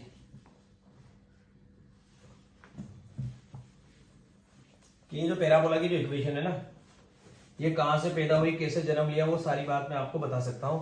कि पैराबोला की जो फॉर्म है ना, पहली फॉर्म जिसके बारे में हम बात करें y square equal to 4x, वो कैसे पैदा हुई, कहां से जन्म लिया, वो मैं सारी बात आपको 1 सेकंड में बता सकता हूं। देखिए सबसे पहले तो आप मेरी बात पे ध्यान देना कि मुझे अगर y square equal to 4x, भाई ये कहानी कैसे आई, y square equal to 4x जो है ये पैदा कैसे हुआ, मैं आपको बता सकता हूँ पूरी बात। सबसे पहले तो मैंने क्या किया बेटा, ये कार्टेशियन प्लेन बनाया आपके भाई ने, क्योंकि इसके बारे में बात कर रहे हैं। तो आप जानते हैं जब ये y का स्क्वायर होता है तो पैराबोला x के रेस्पेक्ट में सिमेट्रिक होता है, तो कैसा वाला बनता है, ऐसा वाला बनता है। फर्स्ट और फोर्थ क्वाड्रेंट में सिमेट्रिक होता है, ये तो मुझे पता लग गई बात, ठीक है। फिर उसके बाद में यहाँ पे क्या करता था बेटा, फोकस लेता था कहीं पे इस जगह, मैं बोलता था फोकस के कोऑर्डिनेट है 1,0, और ये मेरी वर्टेक्स जो होती थी ओरिजिन पे होती थी, इसके कोऑर्डिनेट होते थे 0,0, ठीक है। ये हो गई मेरी कहानी। फिर मैं आपसे क्या कहता हूँ कि भैया पैराबोला पे मेरे पास यहाँ पे एक पॉइंट है P नाम दे दिया। अब इस पॉइंट P के कुछ तो कोऑर्डिनेट होंगे ना, मैंने बोल दिया इस पॉइंट P के कोऑर्डिनेट है x, y। तो डेफिनेशन आपके भाई ने आपको क्या सिखाई थी, इस पॉइंट की फोकस से डिस्टेंस और इस पॉइंट की एक फिक्स्ड स्ट्रेट लाइन जिसको आप क्या बोलते हैं, डायरेक्ट्रिक्स। मैं आपको ये इक्वेशन प्रूव करके बता रहा हूं, बहुत कम लोग ये बात करते हैं लेकिन आपका भाई कर रहा है। इस पॉइंट की इससे डिस्टेंस और इस पॉइंट की इस फिक्स्ड स्ट्रेट लाइन से, मतलब इस पॉइंट के डायरेक्ट्रिक्स से जो डिस्टेंस है, इस पॉइंट का नाम दे दिया मैंने बी, ठीक है, वो बराबर होती है। तो हमें एक चीज पता है, पीबी बराबर पीएफ होता है। हमें ये बात बहुत अच्छे से पता है कि पीबी जो है ना वो किसके इक्वल होता है, पीएफ के इक्वल होता है, क्योंकि ये पैराबोला के बारे में बात चल रही है, ठीक है साहब। और अगर मैं इस वाले डिस्टेंस को बच्चों क्या बोलता हूँ, ए बोलता हूँ, तो आप जानते हैं जैसे इस पॉइंट ऑफ इंटरसेक्शन का नाम कुछ भी दे दीजिए, इसका नाम आप कैपिटल ए दे दीजिए। तो ये ओ ए जो है ना ये भी ए रहेगा, ये तो मुझे अभी से क्लियर है, लेकिन इधर रहेगा तो माइनस में रहेगा और इधर रहेगा तो प्लस में रहेगा। तो ये वाले डिस्टेंस जो है ये भी ए है, ये वाले डिस्टेंस जो है ये भी ए है। तो बेटा अब मैंने देखा कि ये जो पॉइंट है ना पी, इससे पी की बी की डिस्टेंस और इससे एफ की जो डिस्टेंस है वो इक्वल होती है। तो मैं इस पॉइंट बी के जो कोऑर्डिनेट है ना इसके बारे में कुछ तो कह सकता हूँ। मैं क्या कह सकता हूँ कि भैया ये जो है ना ये कितना दे रखा है, ये मुझे दे रखा है यहाँ पे कितना, माइनस का ए, और इसका जो y कोऑर्डिनेट है उसके बारे में मुझे नहीं पता।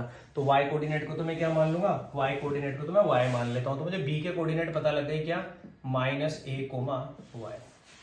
मुझे पॉइंट b के कोऑर्डिनेट पता लग गई कैसे, मैं इसके बारे में अगर बात करूंगा तो x कोऑर्डिनेट तो ये वाली डिस्टेंस होती है जो कितना है बेटा, माइनस है, और y कोऑर्डिनेट ये वाली डिस्टेंस है जो मुझे पता नहीं है। तो b के कोऑर्डिनेट मुझे पता तो लग गए, -a, y यहाँ पे कुछ भी हो सकता है, ठीक है। और इस पॉइंट P के कोऑर्डिनेट मुझे नहीं पता, मैंने उसको बोला कि यार ये क्या है, x, y। और आप जानते हैं जितना ये आएगा उतना ही ये आएगा, क्योंकि अगर आप यहाँ से परपेंडिकुलर के बारे में बात करें, यहाँ से बात करें तो रेक्टेंगल बनेगा। तो ये तो कंफ्यूजन वाली बात ही नहीं है। भाई कोई सोचे कि सर आपने इसके y कोऑर्डिनेट को y क्यों बोला और इसको भी y क्यों बोला, क्योंकि बेटा ये है ना प्रैक्टिकली ऐसा बनता है, परपेंडिकुलर ड्रॉ करेंगे तो ये जो बनेगा फिगर एक रेक्टेंगल बनेगा।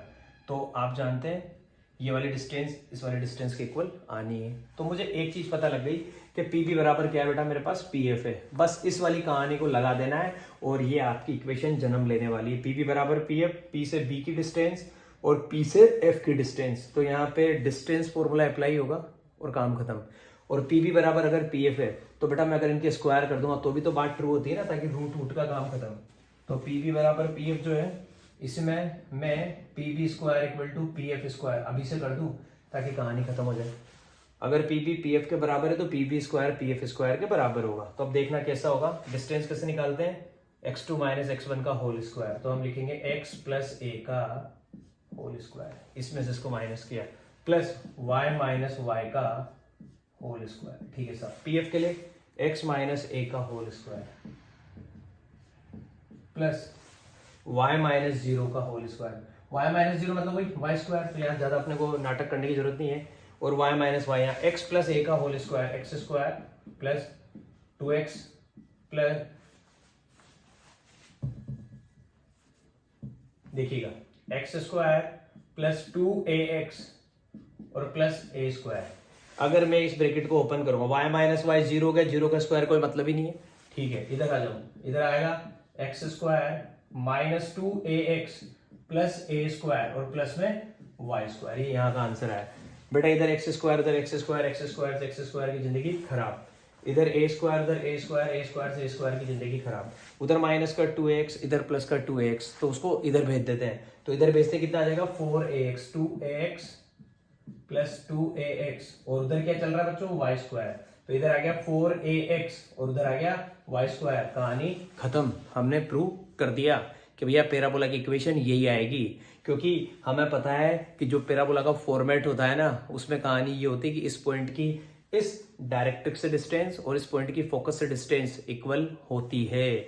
तो मैं ये चीज प्रूव कर चुका हूं और आंसर आ चुका है मेरे भाइयों कितना, y square equal to 4ax। ये हमारे पैराबोला की इक्वेशन को मैंने प्रूव करके दिखाया कि यही क्यों होती है, और उम्मीद करता हूं सबको समझ में आया होगा। अब बच्चों बस कुछ भी नहीं है, अब अपन एक एक करके क्वेश्चन लेना स्टार्ट करते हैं, क्वेश्चन आपको पसंद आएंगे। तो बच्चों अपन क्वेश्चन करना स्टार्ट करते हैं बेटा। तो पैराबोला से रिलेटेड जो भी कॉन्सेप्ट है ये सारा मैंने आपको बता दिया। अब अपन क्वेश्चंस करेंगे बेटा। तो देखिएगा क्वेश्चंस किस तरीके के आएंगे। पैराबोला पे क्वेश्चंस काफी सारे हैं। एक्सरसाइज में हमारे तो क्या क्वेश्चन कम दे रखे हैं, उधर मिसलेनियस जो दे रखी है ना बेटा लास्ट में एक्सरसाइज, उसमें काफी सारे क्वेश्चन है पैराबोला के। तो सबसे पहला जो क्वेश्चन इस सीक्वेंस में आएगा आपको तो ये एक सबसे इंपॉर्टेंट चीज आनी चाहिए, find the coordinates of the focus, find the coordinates. एक तो ये जो है सबसे बेसिक क्वेश्चन है, कोऑर्डिनेट्स निकालने किसके, ऑफ द फोकस। एक तो फोकस के कोऑर्डिनेट निकालो, कोमा एक्सिस, एक्सिस के बारे में बताओ, comma the equation of the directrix, equation of directrix, directrix की इक्वेशन के बारे में बताओ, एंड लेटस रेक्टम, और लेटस रेक्टम के बारे में बताओ, latus rectum of the parabola. जिस पैराबोला के बारे में मैं बात कर रहा हूँ, क्योंकि मुझे पता है 4 तरह का पैराबोला होता है मेरे पास, तो मुझे पहले यहाँ पे मेरा केस आप लोगों को बताना पड़ेगा कि भैया मैं कौन से पैराबोला के बारे में बात कर रहा हूँ। Of the parabola y square equal to 8x। बेटा मजा आ गया। जैसे मुझे कोई सा भी पैराबोला की इक्वेशन पता हो ना, पहले तो मैं उसको अपनी स्टैंडर्ड इक्वेशन से कंपेयर करूंगा। y square equal to 8x, तो मैं जानता हूँ पैराबोला की जो स्टैंडर्ड इक्वेशन होती है वो होती है y square equal to 4ax, जो पहला जो पैटर्न होता है। This is the standard equation of a parabola, y square equal to 4ax। तो मैंने जैसे इसको इससे कंपेयर किया, मुझे पता लग गया यहाँ पे x का कोएफिशिएंट 8 है, यहाँ पे 4a है, तो 4a की वैल्यू कितनी आ गई बेटा, 4a की वैल्यू आ गई 8। 4 डिवाइड में चला जाएगा तो a की वैल्यू कितनी आ गई 2। तो भैया मुझे फोकस जो है वो पता लगने वाली है, क्योंकि मुझे जैसे ही a के बारे में पता लग जाता है, मैं कहता हूँ भैया फोकस जो होती है ना f, उसके कोऑर्डिनेट होते हैं a, 0। इस वाले केस में तो मेरी फोकस आ जाएगी क्या बच्चों, 2, 0। और एक्सिस क्या आएगी, एक्सिस आएगी मेरी x एक्सिस, क्योंकि जब पैराबोला की इक्वेशन होती है y square equal to 4x, ये वाला फॉर्मेट होता है। तो ऐसी कंडीशन में आप लोगों को पता है आपका जो पैराबोला होता है ना दोस्तों, वो इस तरीके का पैराबोला होता है, y square equal to 4x वाला। तो आपको पता है कि ऐसी कंडीशन में जो एक्सिस होती है, एक्सिस का आंसर आएगा बच्चों क्या, x axis, which is the axis of the parabola, that is the x axis. ठीक है, उसके बाद इक्वेशन ऑफ डायरेक्ट्रिक्स। अब जब इस तरीके का पैराबोला बनेगा, देखिए मैंने जानबूझ के बना के रखा हुआ है, तो आप जानते हैं डायरेक्ट्रिक्स कैसे बनेगी बेटा, इस तरीके से इधर पीछे की तरफ बनेगी। और इसी कंडीशन में डायरेक्ट्रिक्स की इक्वेशन होती है x इक्वल टू -a। जो डायरेक्ट्रिक्स की इक्वेशन होती है वो होती है x इक्वल टू -a। तो इक्वेशन ऑफ डायरेक्ट्रिक्स में हम क्या लिखेंगे, x इक्वल टू -a। और भाई a कितना निकाला हमने, 2 निकाला, तो x इक्वल टू -2, ये मेरी डायरेक्ट्रिक्स की इक्वेशन आ चुकी है, x इक्वल टू -2। ठीक है भाई, उसके बाद क्या पूछा जा रहा है, length of latus rectum. Latus rectum की लेंथ को मैं L से रिप्रेजेंट करता हूँ, और मैंने आपको बताया था चारों केस में कोई सा भी पैराबोला आ जाए, 1 2 3 4, चारों केस में लेटस रेक्टम की लेंथ होती है 4a। और अभी मैंने थोड़ी देर पहले देखा था 4a कितना था मेरे भाई, 8 था। तो सीधा छाप दूं ना यार कि 4a कितना है, 8। इसका मतलब लेटस रेक्टम की लेंथ आ जाएगी 8 यूनिट्स। कहानी खत्म। ये तो था बेटा पहला क्वेश्चन जो खत्म हुआ हमारी जिंदगी में, और देखिए कितना आसानी से खत्म हो गया, मुश्किल से 2-3 मिनट में तो पूरी बात ही खत्म हो गई। तो अगर पैराबोला के बारे में आपको पता है तो फिर स्टैंडर्ड इक्वेशन से कंपेयर करके हम सारी चीजें फाइंड आउट कर सकते हैं। सेकंड क्वेश्चन देखिएगा बेटा,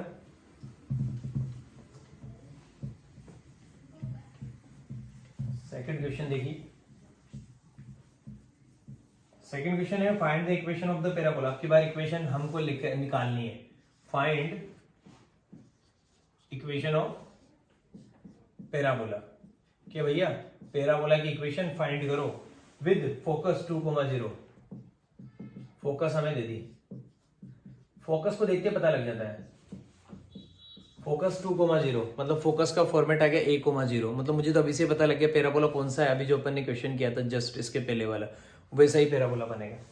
and directrix x equal to -2, and directrix x equal to -2। तो बेटा अभी जो प्रीवियस क्वेश्चन किया है ना, ये बिल्कुल वही वाला पैराबोला है। तो उस पैराबोला के बारे में हमको पता है कि जब इस तरीके का फॉर्मेट होता है, जब हमारे पैराबोला का फोकस इस फॉर्मेट में हो a, 0 के फॉर्मेट में, अगर फोकस के कोऑर्डिनेट a, 0 के फॉर्म में होते हैं तो हमारे पैराबोला की इक्वेशन होती है y square equal to 4ax, और मेरी कहानी खत्म। मैं सिर्फ इतना देखूंगा कि फोकस है 2, 0 और मेरी क्या होती है a, 0। इसका मतलब a की वैल्यू कितनी आ गई 2, तो बस मुझे a की जगह 2 रखना है और पैराबोला की इक्वेशन मिल गई। 1 मिनट का क्वेश्चन था बेटा। तो y square equal to 4 into 2, 4 into 2, 4 into 2 into x, 4 into 2 आ जाएगा 8, तो y square equal to 8x। खत्म कहानी बेटा। ये मेरा पैराबोला की इक्वेशन आ गई। दूसरा सवाल भी बच्चों जैसा सवाल था। तीसरे सवाल पे चलते हैं। जो थर्ड क्वेश्चन है वो क्या कहता है, वापस पैराबोला की इक्वेशन निकालो। देखिए आपके बार इक्वेशन पूरा नहीं लिख रहे, इक्वेशन निकालनी है, पैराबोला की इक्वेशन फाइंड आउट करनी है। और कंडीशन है क्या, वर्टेक्स दे रखी है, वर्टेक्स वो दे रखी है क्या, ओरिजिन पे। तो वर्टेक्स को अगर मैं बोल रहा हूँ वी से, तो वर्टेक्स जो दे रखी है, और हम जनरली क्या बोलते हैं बेटा, वर्टेक्स हमारी ओरिजिन पे, और ओरिजिन के कोऑर्डिनेट ये होते हैं 0,0। तो वर्टेक्स जो है उसके कोऑर्डिनेट दे रखे हैं 0,0। इसका मतलब वर्टेक्स कहाँ है, ओरिजिन पे ही। ठीक है साहब, तो इसका मतलब ये हमारी स्टैंडर्ड इक्वेशन का फॉर्मेट तैयार होने वाला है। और फोकस के कोऑर्डिनेट दे रखे हैं 0,2। तो भैया ये चीज तो क्या बता रही है, ये चीज तो ये बता रही है कि हमारा पैराबोला जो है ना वो स्टैंडर्ड पैराबोला है। ठीक है, और फोकस को देख के चेक करो कि फोकस कहाँ पे आएगी, एक्स एक्सिस पे आएगी या वाई एक्सिस पे आएगी। तो भैया फोकस के कोऑर्डिनेट आ रहे हैं, अब की बार यहाँ पे एक्स कोऑर्डिनेट 0 है और वाई कोऑर्डिनेट दे रखा है, तो फोकस के कोऑर्डिनेट है 0,a की फॉर्म में। तो भैया अगर ऐसा वाला फॉर्मेट होता है ना, तो इसका मतलब हमारे पैराबोला की जो एक्सिस है वो आएगी बच्चों वाई एक्सिस। क्या आएगी, वाई एक्सिस। मतलब अब की बार जो हमारा पैराबोला है ना वो ना इधर है ना इधर है, वो अब की बार बच्चों ऐसा वाला है, ये वाला पैराबोला है मेरे पास। और जो मेरी फोकस है वो यहाँ पे कहीं पे भी जहाँ पे भी है, ये फोकस है, इसके कोऑर्डिनेट दे रखे हैं बच्चों क्या, 0,2। तो मुझे यहाँ से पता लग गया कि a की वैल्यू कितनी आ चुकी है, 2 आ चुकी है।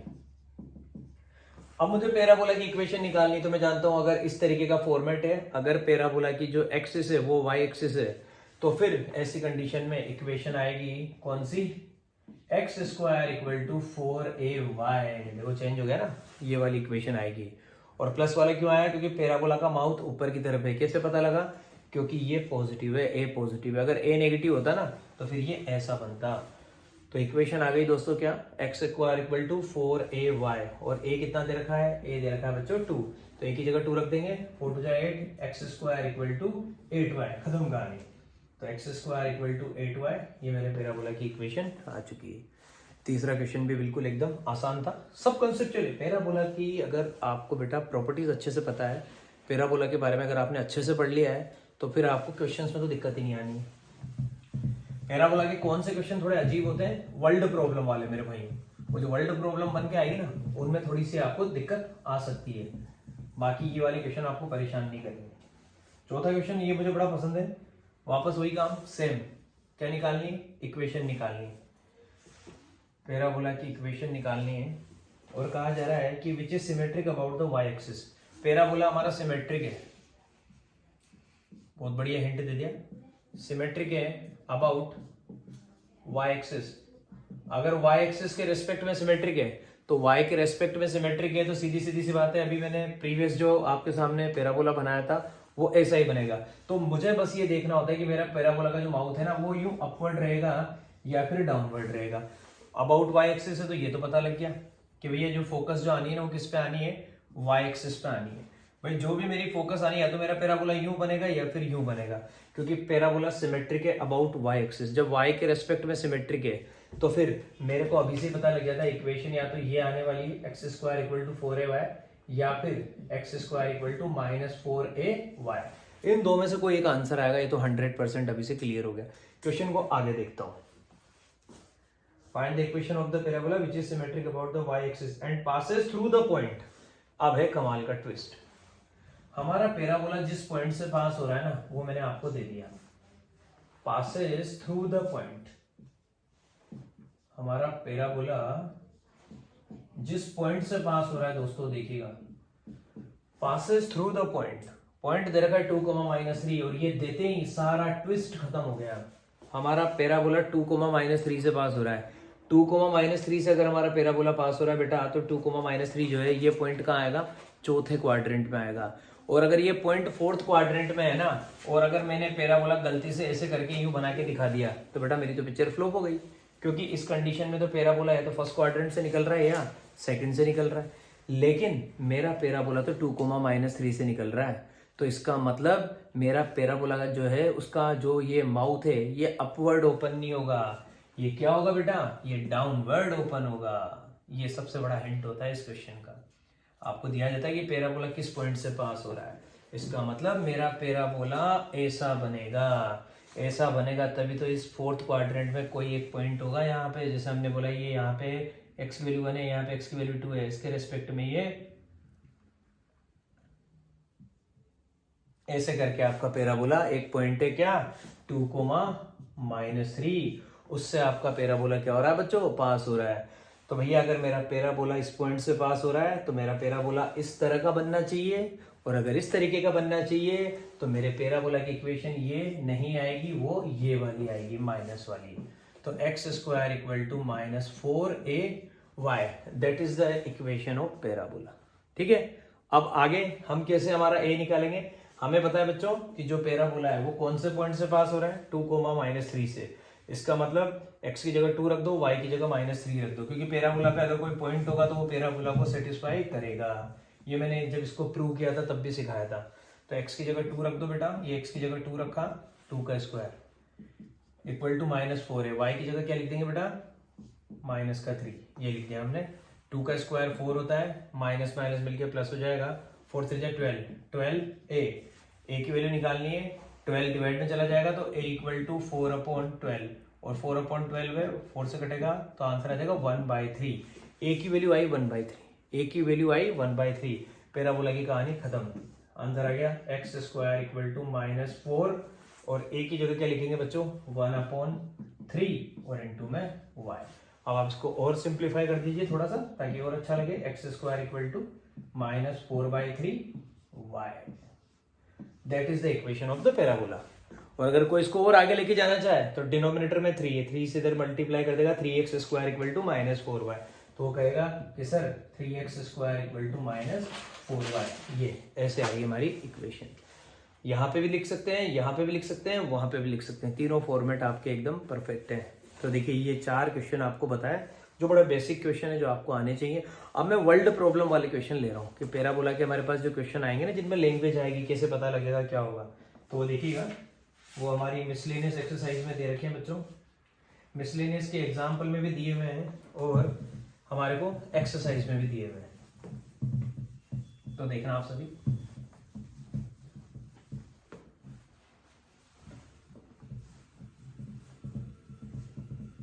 देखिए भाई, एक फिगर दे रखा है, क्वेश्चन दे रखा है, सुनिएगा पूरा। The focus of a parabolic mirror is shown in figure. The focus of a parabolic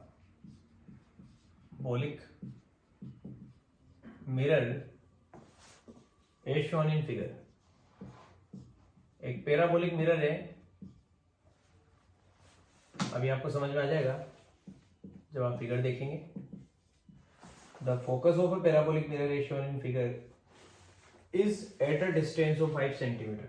focus इतने डिस्टेंस पे, is at a distance of 5 centimetre from its vertex. ये बात आते ही मजा आ गया। वर्टेक्स से फोकस की डिस्टेंस दे रखी है, मतलब मुझे a मिल जाएगा, क्योंकि जो वर्टेक्स से फोकस की डिस्टेंस होती है वही तो हमारा a होता है। ठीक है, if the mirror is 45 centimetre deep, if the mirror is 45 centimetre deep, अगर मिरर 45 सेंटीमीटर डीप है, find the distance A B. Figure से समझ में आ जाएगा अभी आपको सब।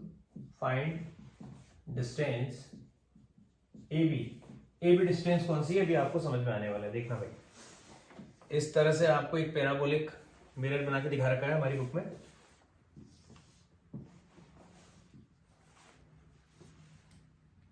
इस तरीके का बना रखा है बच्चों ये, और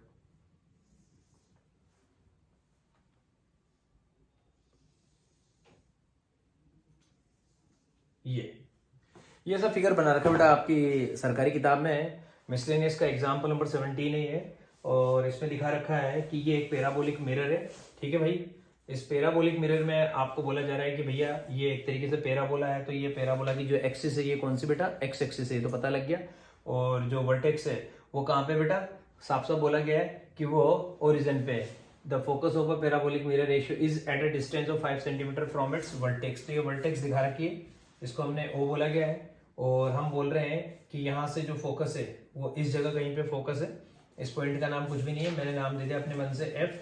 तो बेटा ये ओ एफ कितना दे रखा है, 5 दे रखा है, इसके अंदर फोकस जो है उसके कोऑर्डिनेट आ जाएंगे 5,0, क्योंकि जब भी वर्टेक्स से फोकस की डिस्टेंस दी जाएगी मतलब ए दे रखा है, तो ए कितना पता है, 5 पता है, तो फोकस के कोऑर्डिनेट पता लग गए। क्वेश्चन में बेटा यहाँ पे बोला गया है कि ये पॉइंट ए है और ये वाला पॉइंट जो ये पॉइंट बी है, और आपको बोला गया है कि ये जो मिरर है ये कितना डीप है, ये 45 सेंटीमीटर डीप है। डीप का मतलब बेटा दिस वन, डीप का मतलब दिस वन, ये सब शेडेड कर रखा है, तो बात ये है इस तरह से चल रहा है, उससे कोई फर्क नहीं पड़ रहा। ये आपको 45 सेंटीमीटर दे रखा है, ये जो डेप्थ है मिरर की ये कितनी दे रखी है बच्चों, 45 सेंटीमीटर। अब मुझे अभी से ये तो पता लग गया कि भैया यहाँ पर डिस्टेंस ए बी निकालनी है, ठीक है, डिस्टेंस ए बी निकालनी है, निकाल दूंगा। सबसे पहले मैं इस पैराबोला की इक्वेशन के बारे में क्या कह सकता हूँ, मुझे पता है कि इस पैराबोला की जो एक्सिस है वो क्या है, एक्स एक्सिस है। इस पैराबोला की जो एक्सिस है वो क्या है बच्चों, एक्स एक्सिस है। तो इस पैराबोला की डेफिनेशन से मुझे पता लग गया कि जो इक्वेशन आएगी वो आएगी Y square equal to 4x। ये तो काम खत्म हुआ। ए की वैल्यू कितनी बच्चों, 5, ए की जगह 5 रखूंगा, 4 5 से 20, तो Y square equal to 20x। ये तो मेरे इस पैराबोला की इक्वेशन आ चुकी है।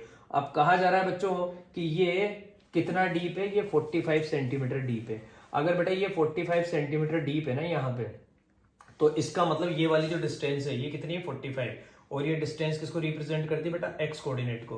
तो मुझे पता लग गया कि ये जो पॉइंट है, इस वाले पॉइंट के बारे में अगर मैं बात करूं, कुछ भी नाम दे दूं, अगर मैं इसका नाम दे दूं सी, तो ये जो डिस्टेंस है बेटा यहाँ से लेके यहाँ तक ये इसके बराबर आएगी, तो वो 45 है, तो ये भी कितना आ जाएगा बेटा 45। तो पहले तो ये पता लग गया कि ये जो पॉइंट है ए, ये किस पे लाई कर रहा है, ये हमारे पैराबोला पे लाई कर रहा है। Point A lies on parabola. हर बार ये कॉन्सेप्ट काम आता है, हम ये चेक करते हैं कि कौन सा पॉइंट पैराबोला पे लाई कर रहा है। Point A lies on parabola, भैया पॉइंट ए जो है वो पैराबोला पे लाई कर रहा है, तो इसका मतलब मुझे एक चीज तो पता लग गई क्या, कि ये जो इस पॉइंट का एक्स कोऑर्डिनेट है, इस पॉइंट का जो एक्स कोऑर्डिनेट है वो कितना आएगा 45, और वाई कोऑर्डिनेट के बारे में मैं कुछ नहीं कह सकता, तो वाई कोऑर्डिनेट को मैंने वाई ही बोला। तो भैया इसका मतलब ये पॉइंट अगर पैराबोला पे लाई कर रहा है तो उसको सेटिस्फाई करेगा। इसका मतलब मैं एक्स की जगह क्या रखूंगा, एक्स की जगह मैं 45 पुट करूंगा, पुट एक्स इक्वल टू 45। जैसे मैंने x की जगह 45 पुट किया, आंसर आ जाएगा y square equal to 20 multiply by 45। 20 को 45 से मल्टीप्लाई करेंगे दोस्तों, आंसर आ जाएगा 45 इंटू 2 90, तो वाई स्क्वायर इक्वल टू 900। तो वाई स्क्वायर इक्वल टू कितना आ गया 900। अगर वाई स्क्वायर 900 के इक्वल है तो वाई की वैल्यू आ जाएगी बच्चों कितनी 30, और प्लस माइनस 30 आएगी, लेकिन हम यहाँ पे पॉजिटिव लेंगे क्योंकि डिस्टेंस को नेगेटिव लेना नहीं है। तो y की वैल्यू आ गई प्लस माइनस 30, तो y की वैल्यू प्लस माइनस 30 आ गई, इसका मतलब आपको ये वाले डिस्टेंस पता लग गई AC पता लग गया बच्चों कितना आपको 30। अगर आपको AC 30 पता लग गया फिर तो जिंदगी का मजा आ गया।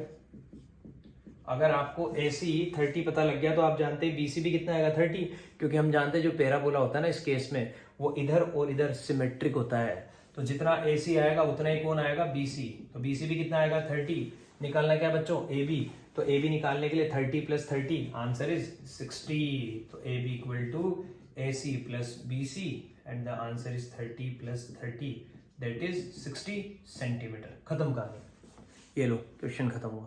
तो वर्ल्ड प्रॉब्लम वाले क्वेश्चन क्या है, थोड़े इंटरेस्टिंग आते हैं, सोचना पड़ता है। अब नेक्स्ट क्वेश्चन पे आना, ये क्वेश्चन थोड़ा सा अलग है, डिफरेंट है, इसमें थोड़ा सा आपको सोचना पड़ेगा। जानबूझ के मैं इस क्वेश्चन को, एक काम करते हैं, चलो एक इसी तरीके का पहले और लेते हैं फिर उस पर चलेंगे। पहले इसी तरीके का एक और ले लेते हैं भाई, फिर उस पर चलते हैं। क्वेश्चन है मेरे पास,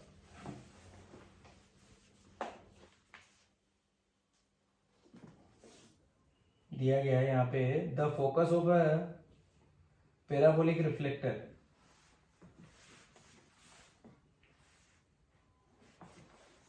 if a parabolic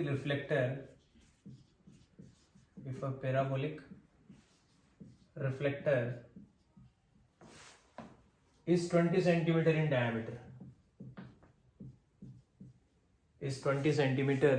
in diameter, and 5 centimetre deep and 5 centimetre deep. Find its focus.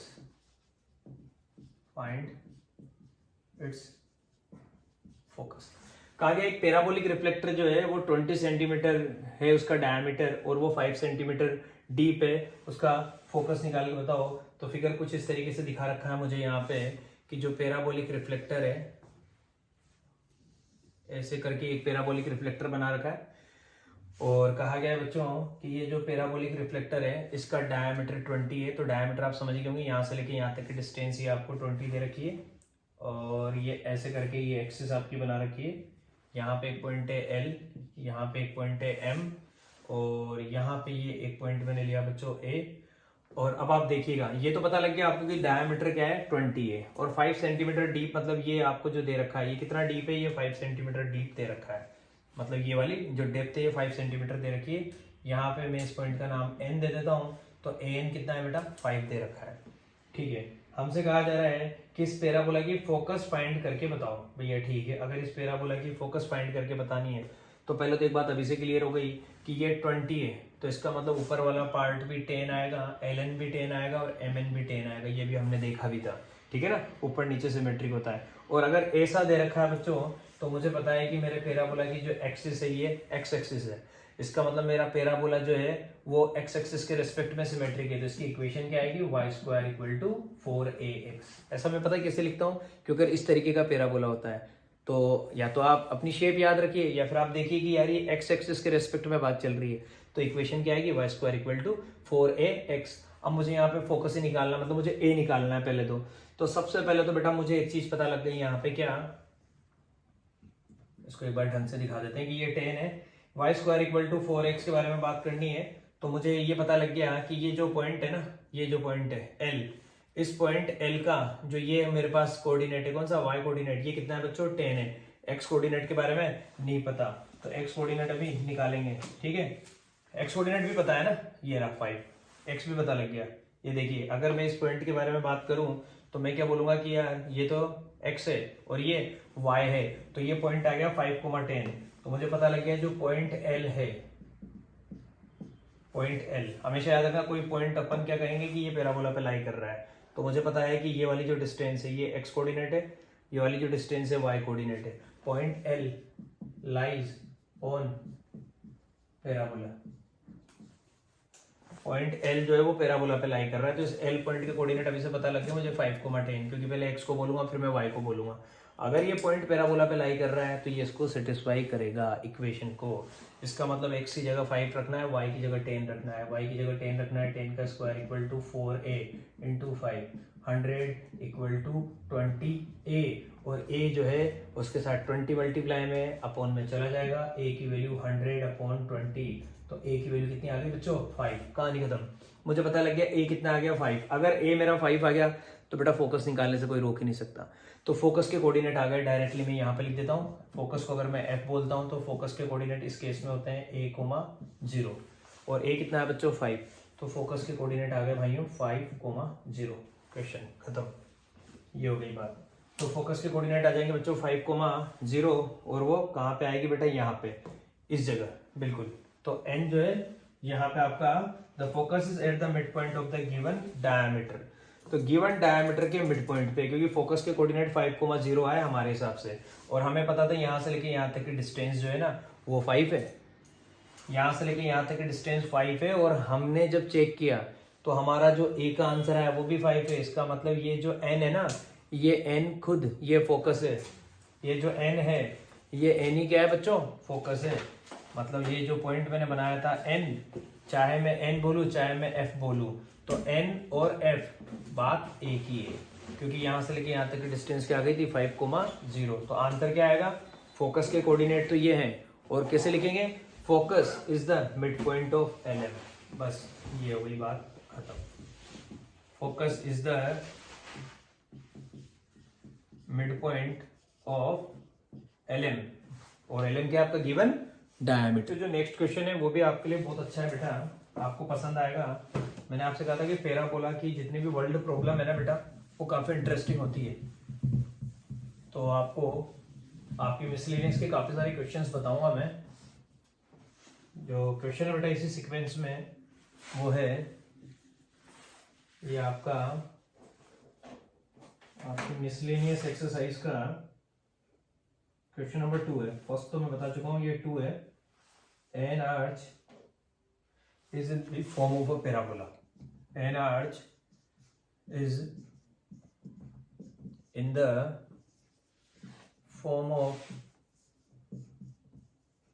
Parabola. एक आर्च जो है बेटा वो पैराबोलिक फॉर्म में है। N arch is in the form of a parabola with its axis vertical, with its axis vertical। axis vertical से मतलब हमें समझ में आ गया कि हमारा पैराबोला ऐसा करके बनेगा, मतलब हमारा जो पैराबोला बनेगा वो y एक्सिस के रेस्पेक्ट में सिमेट्रिक बनेगा with its axis vertical। ठीक है, the arch is 10 metre high. ठीक है, the arch is 10 metre high, 10 metre high है। The arch is 10 metre high and 5 metre wide at the base, and 5 metre wide at the base. Base पे 5 metre wide है और जो height है वो तो अपन की 10 है। अभी फिगर बनाऊंगा बेटा पूरी बात समझ में आ जाएगी। At the base, how wide is it? How wide is it? 2 metre from the vertex of the parabola। Parabola की वर्टेक्स से 2 मीटर ऊपर, 2 metre from the vertex of the parabola।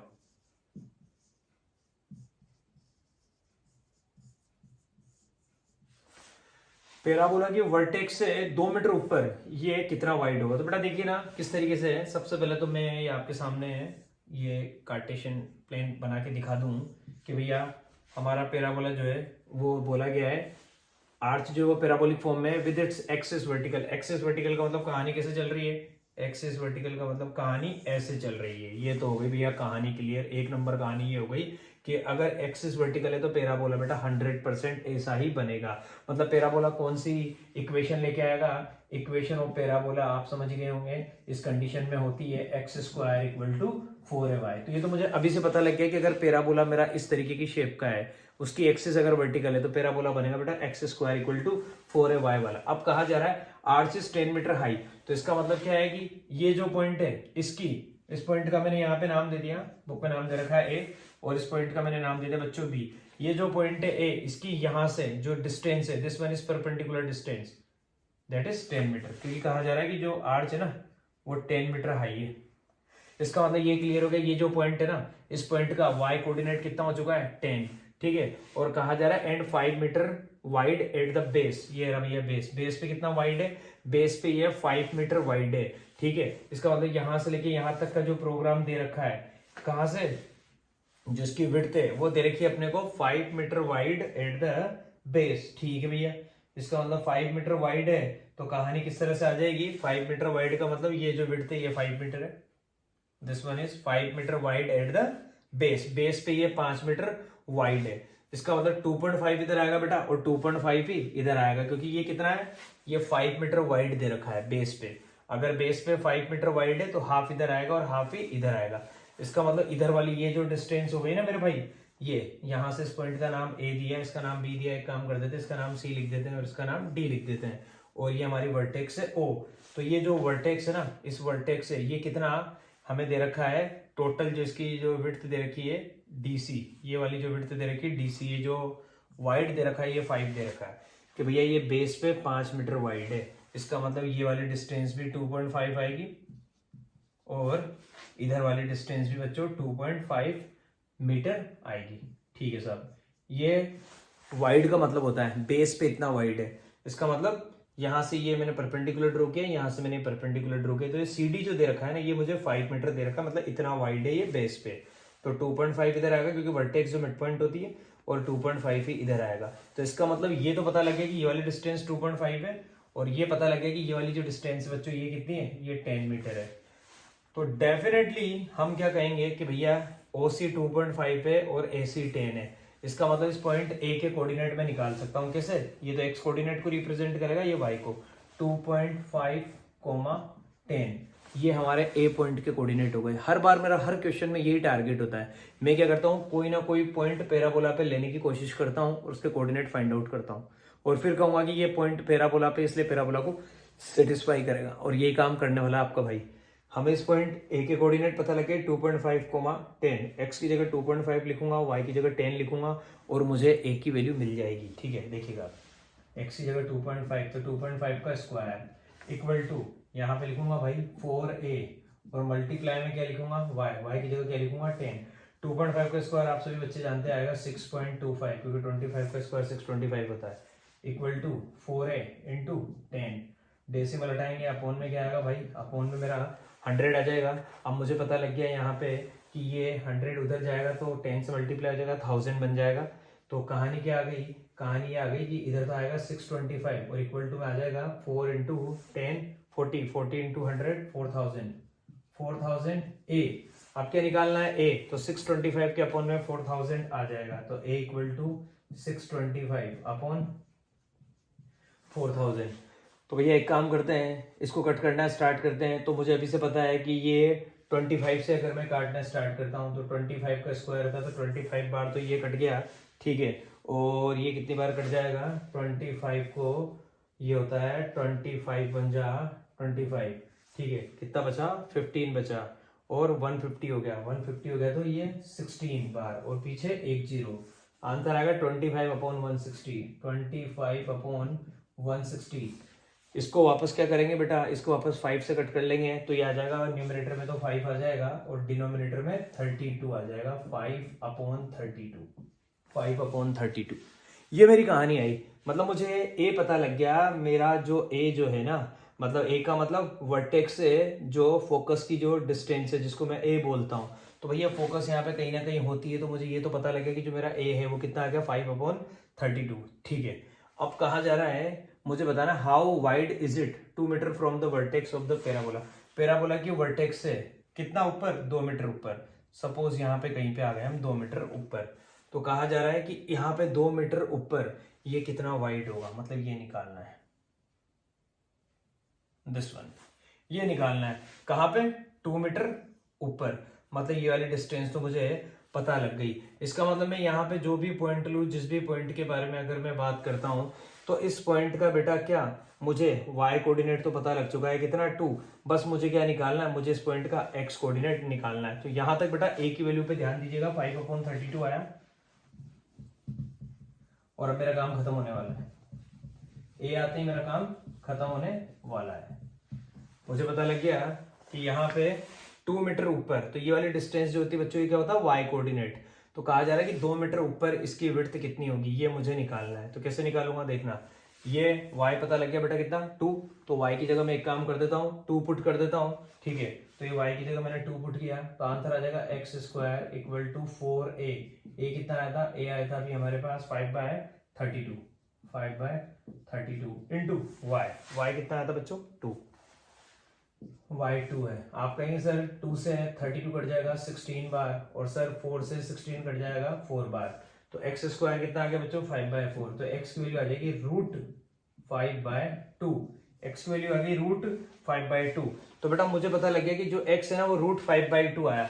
x का मतलब क्या, ये दिस वन, क्योंकि इस point का x कोऑर्डिनेट मिला आपको, तो वो किसको रिप्रेजेंट करता है, इस वाली डिस्टेंस को। तो ये कितना मिला आपको, ये मिला आपको √5/2, इसका मतलब ये √5/2 है। अगर ये √5/2 है तो ये भी कितना आएगा √5/2, क्योंकि आपको पता है पैराबोला सिमेट्रिक होता है भैया। अगर ये वाली डिस्टेंस आपको कितनी मिली √5/2, तो डेफिनेटली उधर √5/2 है तो इधर भी कितना आएगा, इधर भी आएगा √5/2। तो हम क्या करें, सीधा √5/2 जो मिला है इसको 2 से मल्टीप्लाई कर देते हैं। तो हम यहाँ लिखेंगे भैया वो जो विड्थ है इसका कुछ ना कुछ नाम दे देते हैं, यहाँ नाम दे देता हूँ P और यहाँ नाम दे देता हूँ Q। तो PQ निकाल देता हूँ मैं क्या बोल देता हूँ भैया मुझे PQ निकालना है, तो PQ डबल आएगा किसका, इसका। तो PQ equal to 2 multiply by √5/2, 2 से 2 कैंसिल, आंसर इज √5। मैंने कहा था ना पैराबोला के क्वेश्चन थोड़े मस्त होते हैं यहाँ पे, वर्ल्ड प्रॉब्लम वाले। तो ये ऐसा है बच्चों √5। तो पूरी बात पे फोकस करना अच्छे से। मैंने कैसे किया, हमेशा ये टारगेट होता है कि पैराबोला पे मैं सबसे पहले कोई ना कोई पॉइंट लेता हूँ और उसकी इक्वेशन सबसे पहले निकालता हूँ, और फिर वो जो पॉइंट है वो पैराबोला की इक्वेशन में मैं पुट करता हूँ, उससे मैं ए निकाल लेता हूँ। ये मेरी सबसे शानदार अप्रोच होती है। उसके बाद जो आगे कहा जाता है उससे आगे का काम करता हूँ। अब देखिएगा नेक्स्ट क्वेश्चन जो है वो भी बड़ा अच्छा लगेगा आपको। इसमें मैं इक्विलैटरल ट्राइंगल का कॉन्सेप्ट लेके आऊंगा आपके लिए।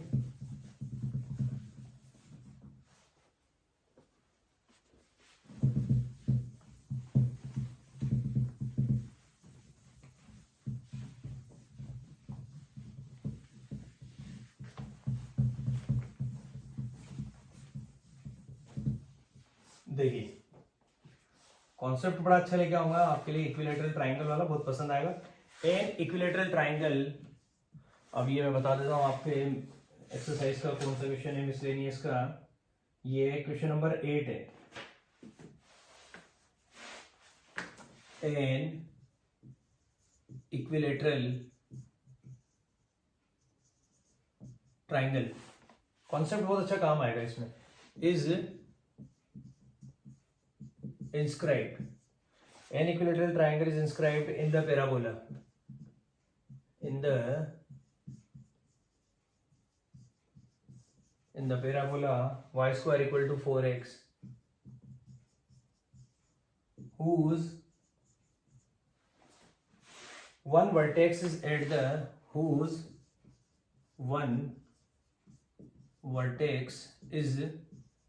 at the vertex of the parabola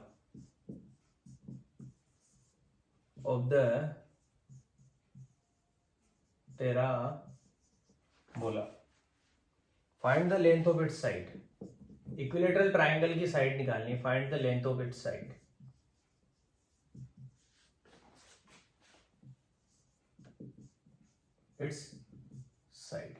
हमें बताना है कि इक्विलैटरल ट्राइंगल की जो साइड है उसकी लेंथ क्या होगी। तो पहले बेटा फोटो बनाना कंपलसरी है, क्योंकि यहाँ पे क्वेश्चन में ना आपको फोटो दिया हुआ ही नहीं। तो पहले तो आपको फोटो बनाना आना चाहिए कि भैया इसका फिगर बनेगा कैसा, और फिगर बनते ही इस क्वेश्चन की कहानी खत्म हो जाएगी। फिगर बनते ही बेटा क्या है, जैसे ही आपका डायग्राम बना, क्वेश्चन की औकात 2.5 ग्राम की भी नहीं रह जाती है बेटा। देखिएगा एक इक्विलैटरल ट्राइंगल है, पैराबोला कौन सा, y square equal to 4x। तो सबसे पहले तो वो वाला पैराबोला बना डालो कि भैया हमें तो पता है जो y square equal to 4x वाला जो पैराबोला होता है ना, वो पैराबोला कैसा होता है, वो इस तरीके का होता है। कैसा, ये कि भैया ये y square equal to 4x वाला पैराबोला होता है। क्यों, क्योंकि ऐसा पैराबोला होता है तो उसकी जो एक्सिस होती है वो x एक्सिस होती है, और ये जो हमारी वर्टेक्स ये 0,0 ये वर्टेक्स है। हम क्या बोलेंगे कि भैया एक वर्टेक्स जो है ना किसकी, इक्विलैटरल ट्राइंगल की एक वर्टेक्स कहाँ पे, पैराबोला की वर्टेक्स पे। तो पैराबोला की वर्टेक्स इस केस में कहाँ पे होती है, ओरिजिन पे। पहले तो भेजे में कॉन्सेप्ट क्लियर होना चाहिए कि अगर ऐसा पैराबोला दे रखा हो या कोई सा भी दे रखा हो, ये जो 4 फॉर्म है, इन चारों फॉर्म में जो वर्टेक्स होती है वो ओरिजिन पे होती है। इसमें इक्विलैटरल ट्राइंगल की एक वर्टेक्स तो हो गई ओ, डेफिनेटली एक यहाँ पे आएगी एक यहाँ पे आएगी, वरना ट्राइंगल कैसे बनाएंगे, ठीक है, क्योंकि इक्विलैटरल ट्राइंगल बनाना और वो सिमेट्रिक होता है। तो भैया मैंने बोला कि एक वर्टेक्स यहाँ पे है ए और एक वर्टेक्स भाई यहाँ पे बी, और जैसे मैं इनको ज्वाइन करूंगा, ओ को मिलाया आपके भाई ने ए से, ओ को मिलाया मैंने भाइयों बी से, और ए को मिलाया मैंने बी से, ऐसा होते हैं। देखिए अंदर की तरफ एक इक्विलैटरल ट्राइंगल बन गया, एक नंबर शानदार AOB। तो भैया ये इक्विलैटरल ट्राइंगल जो बन चुका है ना, इस इक्विलैटरल ट्राइंगल की साइड की लेंथ निकालनी है। तो यहाँ पे इक्विलैटरल ट्राइंगल की प्रॉपर्टी काम में आएगी भाई। इक्विलैटरल ट्राइंगल की all sides are equal and each angle is 60 degree. और आप जानते हैं बेटा ये क्या है, ये हमारे पैराबोला की एक्सिस है, और ऐसी कंडीशन में ये क्या है, ये परपेंडिकुलर है किसके ऊपर, इसके ऊपर। तो भाई ऐसी कंडीशन में हम बोलते हैं ये एंगल बाइसेक्टर भी है, क्योंकि ऐसी लाइन जो यहाँ से जा रही है वो एल्टीट्यूड है, तो वो एंगल बाइसेक्टर भी है। इसका मतलब ये जो कंप्लीट एंगल जो टोटल जो 60 है, ये भी 30 आ जाएगा और ये भी 30 आ जाएगा। अब आप इस पॉइंट का कुछ नाम दे दीजिए बेटा, क्योंकि इसने इसको यहाँ पे कट किया है। तो एक काम कर देते हैं, हम इसका नाम दे देते हैं C नाम दे देते हैं, ठीक है। तो ये इस पॉइंट का नाम मैंने C दे दिया। आप इस ट्राइंगल के अंदर, इन ट्राइंगल AOC, इस ट्राइंगल में आपका भाई कमाल करने वाला है, आपका भाई ट्रिग्नोमेट्री लगाएगा, क्योंकि ट्रिग्नोमेट्री से होते हैं ऐसे वाले सवाल। इन ट्राइंगल AOC बेटा मुझे इस ट्राइंगल की साइड निकालनी है, तो उसके लिए मैंने सबसे पहले क्या किया मैंने ये काम किया कि भाई मैं सबसे पहले तो ये ऐसे निकालने की कोशिश करता हूँ या फिर मैं ये OC निकालने की कोशिश करता हूँ। तो मैंने क्या किया भाई, मुझे ये पता लग गया कि सबसे पहले मैं इस AC को निकालूं या OC को निकालूं। तो डायरेक्ट तो निकाल नहीं सकता, हाँ ट्रिग्नोमेट्री की हेल्प से निकाल सकता हूँ। मुझे पता होता है इस ट्राइंगल के अंदर अगर मैं sin 30 लगाऊंगा, एंगल के सामने वाली साइड परपेंडिकुलर होती है तो आएगा बेटा परपेंडिकुलर, और आप जानते हैं ये एंगल 90 है तो हाइपोटेनस क्या आएगा आपका OA। तो आप क्या लिखेंगे sin 30 इक्वल टू आप लिखेंगे बच्चों AC और अपॉन में OA आपके इक्विलेटरल ट्राइंगल की साइड है, ये 90 है। क्यों? क्योंकि ये आपकी एक्सिस है बेटा और ये इक्विलेटरल ट्राइंगल की साइड है, तो ये एंगल 90 डिग्री आएगा। तो आप लिखेंगे sin 30 की वैल्यू 1/2 होती है। और AC बेटा आपको पता नहीं है तो आप क्या कहेंगे sin 30 equal to AC upon OA, और OA जो है वो इक्विलेटरल ट्राइंगल की साइड है। मैंने साइड को let side equal to x, मैंने साइड को x मत मानिए क्योंकि x उसमें ऑलरेडी आता है इक्वेशन में, तो आप साइड को L मान लीजिए, लेंथ है ना, let side equal to L। तो मैंने लिख दिया 1/2 equal to AC upon L। ठीक है, तो यहाँ से AC पता लगे बेटा, ये L इधर चला जाएगा, this implies that AC equal to L/2। AC पता लगे, L यहाँ पे मल्टीप्लाई में आ जाएगा तो AC की वैल्यू आ गई L/2। In the same manner यहाँ पे मैं cos 30 भी लगा देता हूँ। cos 30 आएगा बेटा आपका बेस अपॉन हाइपोटेनस, तो cos 30 आपका बेस अपॉन हाइपोटेनस आएगा। तो आप क्या करेंगे, इसके लिए बेस कितना आ जाएगा OC upon OA, OC upon OA, और cos 30 कितना आएगा √3/2 इक्वल टू OC बेटा ये रहा, ये मेरा OC, और OA को मैंने क्या मान रखा है साइड, जो कि मेरी L है। तो OC आ जाएगा √3/2 L। This implies that OC equal to √3/2 L। ये मेरा OC आ गया बच्चों √3/2 L। अब मुझे पता लग गया बेटा कि ये OC मेरे पास आ चुका है, ये रहा OC, और ये AC मेरे पास आ चुका है। तो मैं इस पॉइंट A के कोऑर्डिनेट निकाल सकता हूँ, क्योंकि आप मेरा टारगेट याद करो, मैं हमेशा पैराबोला पे ये जो कोई पॉइंट होता है ना उनके कोऑर्डिनेट निकालता हूँ। फिक्स है मेरा टारगेट। पैराबोला का कोई सा भी क्वेश्चन करने की मेरे पास ये ट्रिक है कि ये पैराबोला पे इधर या इधर जो भी पॉइंट आएगा ना उसमें से किसी भी पॉइंट के कोऑर्डिनेट निकाल लेता हूँ। तो इस पॉइंट A का x कोऑर्डिनेट क्या आएगा OC, और इस पॉइंट A का y कोऑर्डिनेट क्या आएगा बच्चों AC। तो इस पॉइंट A के कोऑर्डिनेट क्या आ जाएंगे A के कोऑर्डिनेट आ जाएंगे OC और AC, क्योंकि पहले x को बोलते हैं।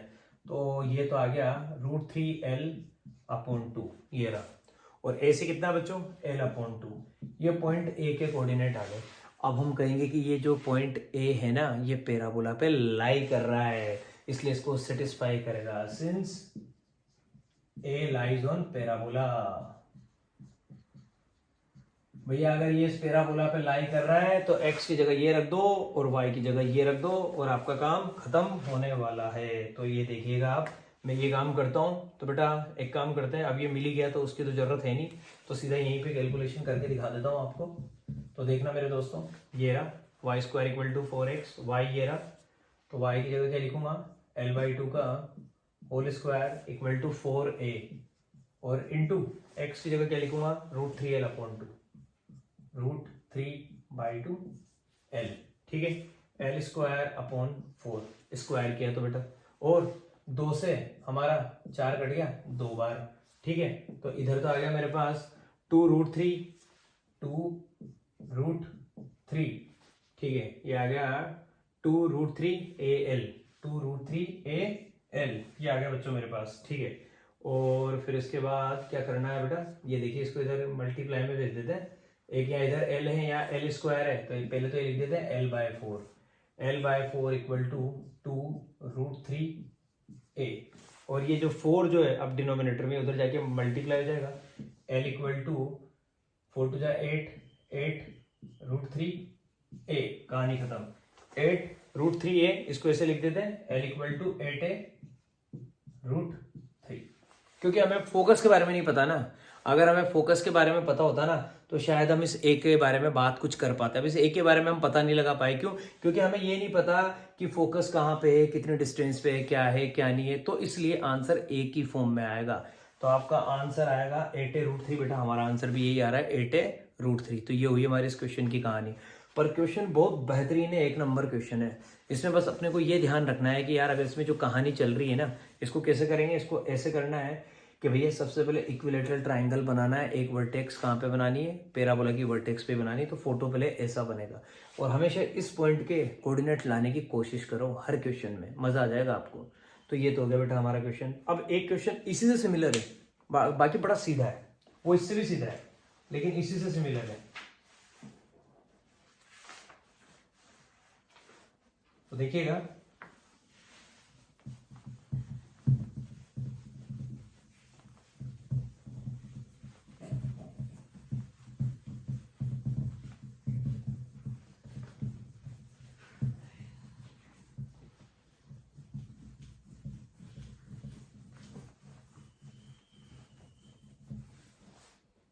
देखिए बच्चों, क्वेश्चन जो है वो कह रहा है find the area of the triangle formed by the lines. Question है, और ये मैं आपको बता देता हूं, ये आपका मिसलेनियस का क्वेश्चन नंबर 6 है। क्वेश्चन है find the area of the triangle, ये ट्राइंगल का सिंबल बना दिया मैंने आपके लिए। Find the area of the triangle formed by the lines, formed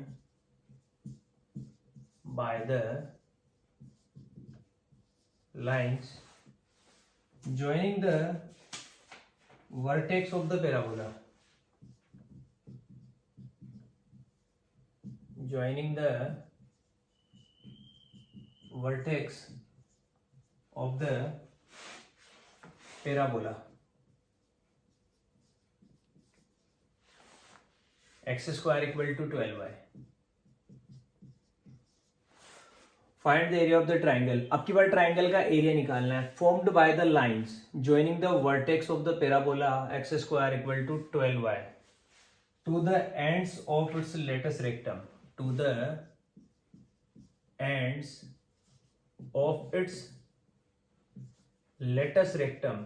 मतलब सबसे पहले तो फिगर बनाना पड़ेगा, क्योंकि जब तक फिगर नहीं बनाएंगे हमें कुछ पता ही नहीं चलेगा कि यहाँ पे हो क्या रहा है क्वेश्चन में। तो ये सबसे ज्यादा इंपॉर्टेंस है बेटा यहाँ पे पैराबोला में किसी भी फिगर को बनाने की।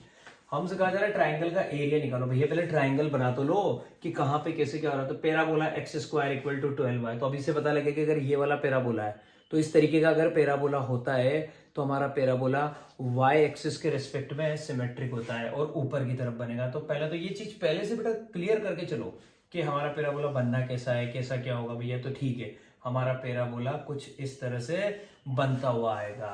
क्यों? क्योंकि ऐसा बोला गया है। अब यहाँ पे हम सबसे पहले क्या काम करेंगे, हम बोलेंगे कि यार है ना x square equal to 12y, इसको हम हमारे स्टैंडर्ड फॉर्म से कंपेयर कर लेते हैं x square equal to 4ay से। तो यहाँ पे y का कोफिशिएंट 12 है, यहाँ पे 4 है, तो 4a की वैल्यू कितनी आ गई बच्चों 12। इसका मतलब a की वैल्यू तो 3 आ गई। a की वैल्यू कितनी आ गई 3, और ये हमारी वर्टेक्स होती है बेटा। तो वर्टेक्स को तो हम ओरिजिन पे बोलते हैं, तो इसके कोऑर्डिनेट 0,0। a कितना आ गया 3, इसका मतलब वर्टेक्स से यहाँ पे 3 यूनिट के डिस्टेंस में मैंने ये एक पॉइंट ले लिया बेटा। इसको हम क्या बोलते हैं फोकस, और फोकस को मैं जनरली क्या रिप्रेजेंट करता हूँ, f से रिप्रेजेंट करता हूँ। तो इसके कोऑर्डिनेट आ जाएंगे 3,0। ये तो मुझे अभी से पता लग गया, क्योंकि a पता लगते ही सबसे पहले मैं ये काम करता हूँ। अब कहा जा रहा है find the area of the triangle formed by the lines. कौन से lines? Joining the vertex of the parabola. Parabola की वर्टेक्स ये रही, इसको ज्वाइन करना है to the ends of its latus rectum. तो पहले लेटस रेक्टम तो निकालो। तो आप क्या कहेंगे कि लेटस रेक्टम एक ऐसी कोड होती है, लेटस रेक्टम एक ऐसी कोड होती है जो फोकस से गुजरती है और क्या हमारी एक्सिस के पैरेलल होती है, मतलब हमारी इसके परपेंडिकुलर होती है। ये मैंने लेटस रेक्टम बना दिया, इसका नाम ए लिख दिया, इसका नाम बी लिख दिया। तो लेटस रेक्टम क्या है बच्चों, ए बी, और ये पॉइंट क्या है हमारा फोकस, जिसके कोऑर्डिनेट क्या है 3,0। और कमाल की बात, मुझे लेटस रेक्टम की लेंथ पता है, वो होती है 4a। 4a की वैल्यू 12 है। इसका मतलब यहाँ से लेके यहाँ तक अगर 12 है तो ये कितना आएगा बच्चों 6, और वो भी कितना आएगा 6, क्योंकि टोटल 12 है। तो मैं इस ए पॉइंट के कोऑर्डिनेट लिख सकता हूँ। मुझे पता लगे कि ये वाली डिस्टेंस कितनी है 6 है, और ये वाली डिस्टेंस भी कितनी है 6 है। लेकिन ओरिजिन से इधर आऊंगा बेटा तो मैं नेगेटिव लेता हूँ। तो मैं क्या कहूँगा, भैया मुझे इस पॉइंट ए के कोऑर्डिनेट मिल सकते हैं, मुझे इस पॉइंट बी के भी कोऑर्डिनेट मिल सकते हैं अगर मैं चाहूँ तो। ये वाली डिस्टेंस तो होती है एक्स कोऑर्डिनेट और ये वाली डिस्टेंस होती है वाई कोऑर्डिनेट। तो ये तो मुझे पता है कितना 3 और ये मुझे पता है बच्चों कितना 6। तो इस पॉइंट के कोऑर्डिनेट तो आएंगे, ए के कोऑर्डिनेट तो आएंगे बच्चों क्या, ए के कोऑर्डिनेट तो आएंगे -6,3, क्योंकि इधर की तरफ x नेगेटिव होता है लेकिन y तो पॉजिटिव रहेगा। और इधर b के कोऑर्डिनेट आएंगे मेरे भाइयों क्या, प्लस का 6,3। ये है कमाल, मतलब पहले फिगर बनाना आना चाहिए। a के कोऑर्डिनेट -6,3 और b के कोऑर्डिनेट 6,3। मैंने कहा ना इन दोनों पॉइंट के कोऑर्डिनेट निकालने की कोशिश करो। अब मजा आ गया। लेटेस्ट रेक्टम के एंड पॉइंट है a और b और वर्टेक्स है o, तो a को भी मिला दो o से और b को भी मिला दो o से। ऐसा करने पे ये ट्राइंगल बन गया अंदर की तरफ 1 नंबर बेहतरीन, जिसका नाम है AOB। इस ट्राइंगल AOB का क्या निकालना है, एरिया। किसी भी ट्राइंगल का एरिया निकालना हो सबसे पहले मेरी कोशिश ये होती है कि हाफ बेस इनटू हाइट लग रहा है क्या, लग रहा है तो लगा दो। एरिया का फॉर्मूला होता है हाफ बेस इनटू हाइट। आप कहेंगे सर आपका जो बेस है ना वो है AB और हाइट है जो सर वो है OF, तो सर आपका एरिया आ जाएगा हाफ बेस मतलब AB और हाइट मतलब बेटा आप लोग कहेंगे सर OF AB तो 1/2 और AB कितना है, AB ये टोटल है जो कितना आ गया बेटा, length of latus rectum that is 12 और OF कितना है बच्चों, ये रहा जो कितना है 3, ये कितना है 3। 2 से 12 कितनी बार कट जाएगा, 6 बार, 6 3 जा 18। तो एरिया कितना आ जाएगा बच्चों 18 स्क्वायर यूनिट। कहानी खत्म। एरिया आ जाएगा बच्चों 18 स्क्वायर यूनिट्स, ये हमारा एरिया आ चुका है। तो इस तरीके से ये इक्विलेटरल ट्राइंगल वाला क्वेश्चन सॉल्व होगा। अब एक आखिरी क्वेश्चन है बेटा जो थोड़ा सा डिफरेंट टाइप का है, उसको मैंने सबसे लास्ट में ही रखा था आपके लिए। तो मैं पैराबोला को क्या बेटा एक साथ ही पूरा आपके लिए खत्म करना चाहता था। तो मैं चाह रहा था कि अपन पैराबोला के बारे में पढ़े और इससे रिलेटेड सारे क्वेश्चन एक साथ ही करें।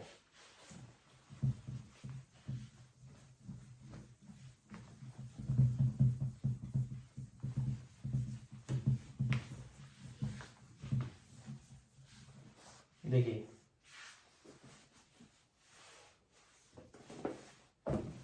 क्वेश्चन है मेरे पास दोस्तों, अ beam is supported at its and. ये हमारे मिसलेनियस का एग्जाम्पल है और इस तरीके का क्वेश्चन हमारा एक्सरसाइज में भी है। A beam is supported at its and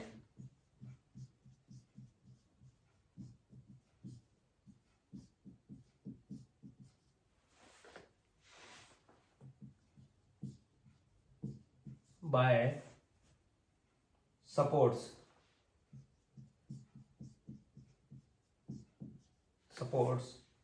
which are 12 meter apart.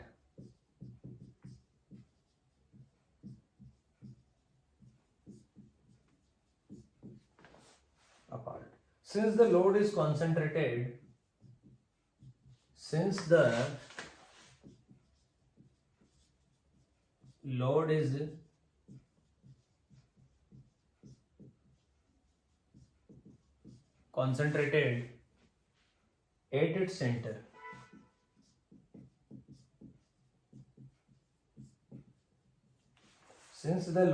concentrated at its center, there is a deflection of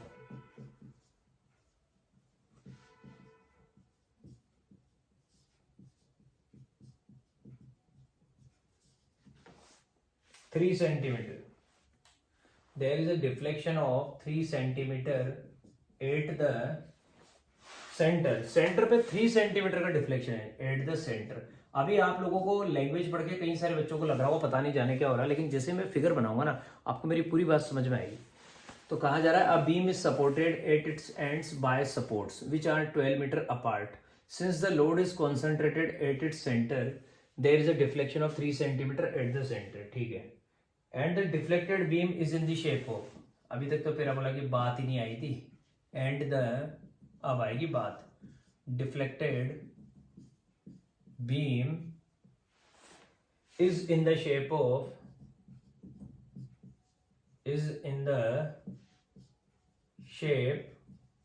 of a parabola।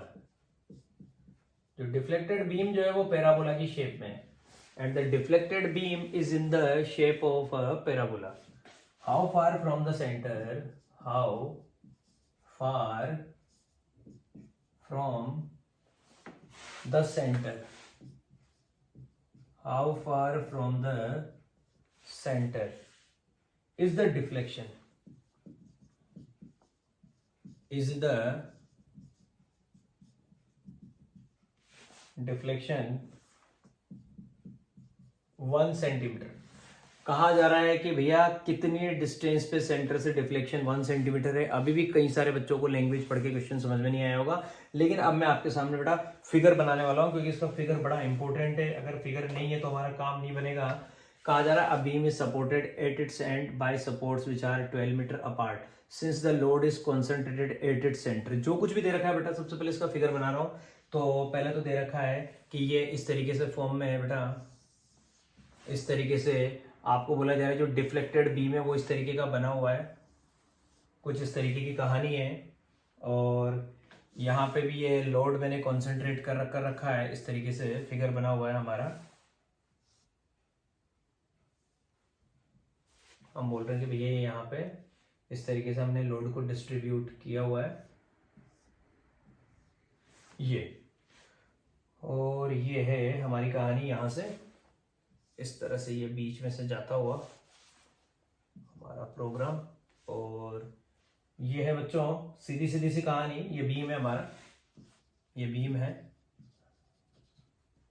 ये बीम बना हुआ है बेटा कौन सी शेप में, पैराबोलिक शेप में ये हमारा बीम बना हुआ है। ये तो लोड मैंने इस तरीके से सेट करके दिखा रखा है।